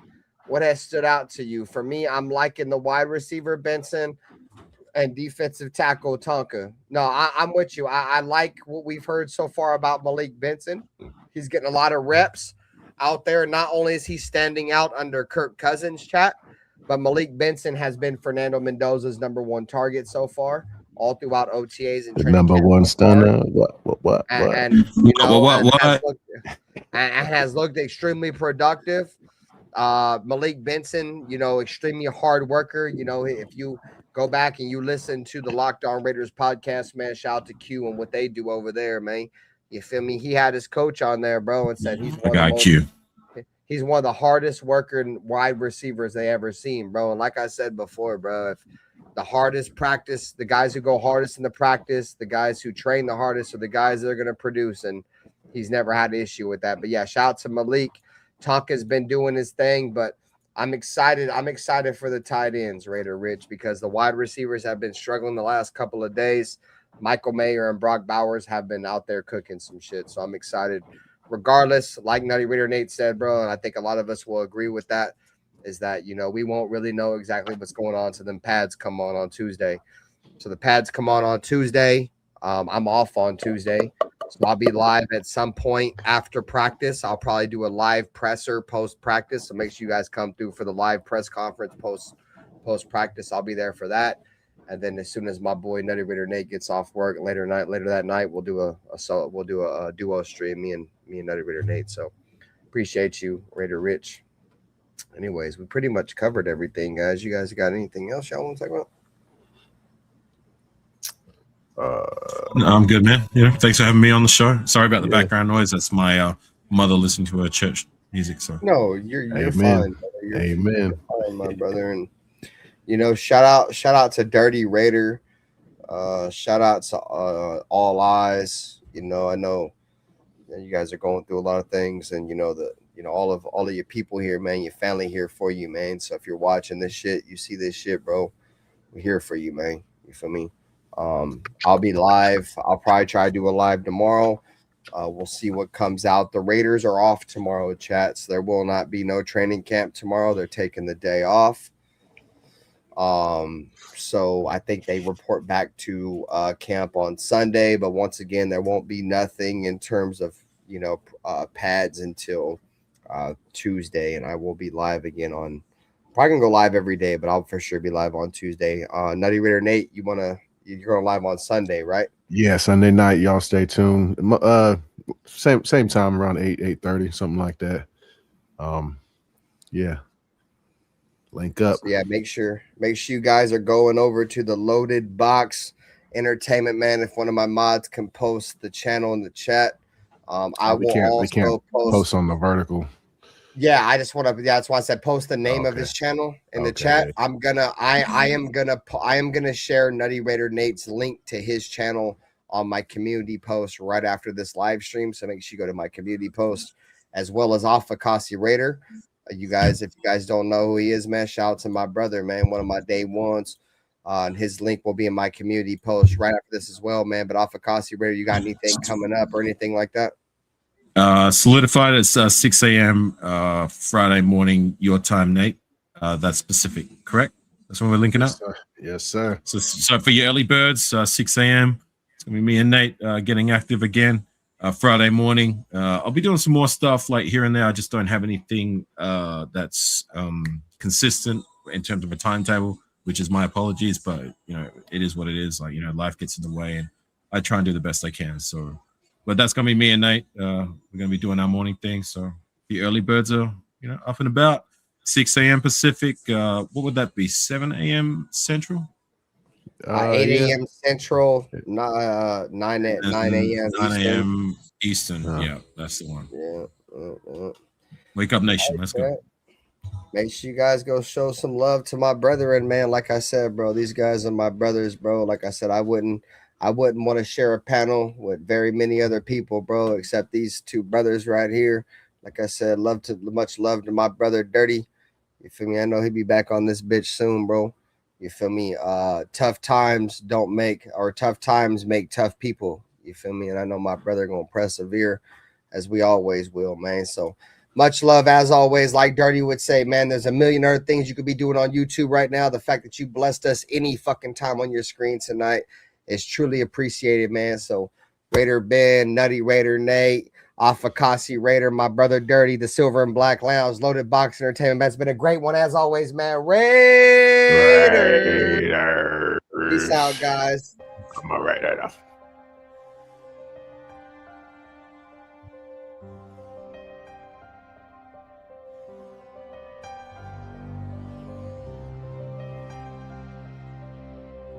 They didn't have to say much. This is the Raiders, This is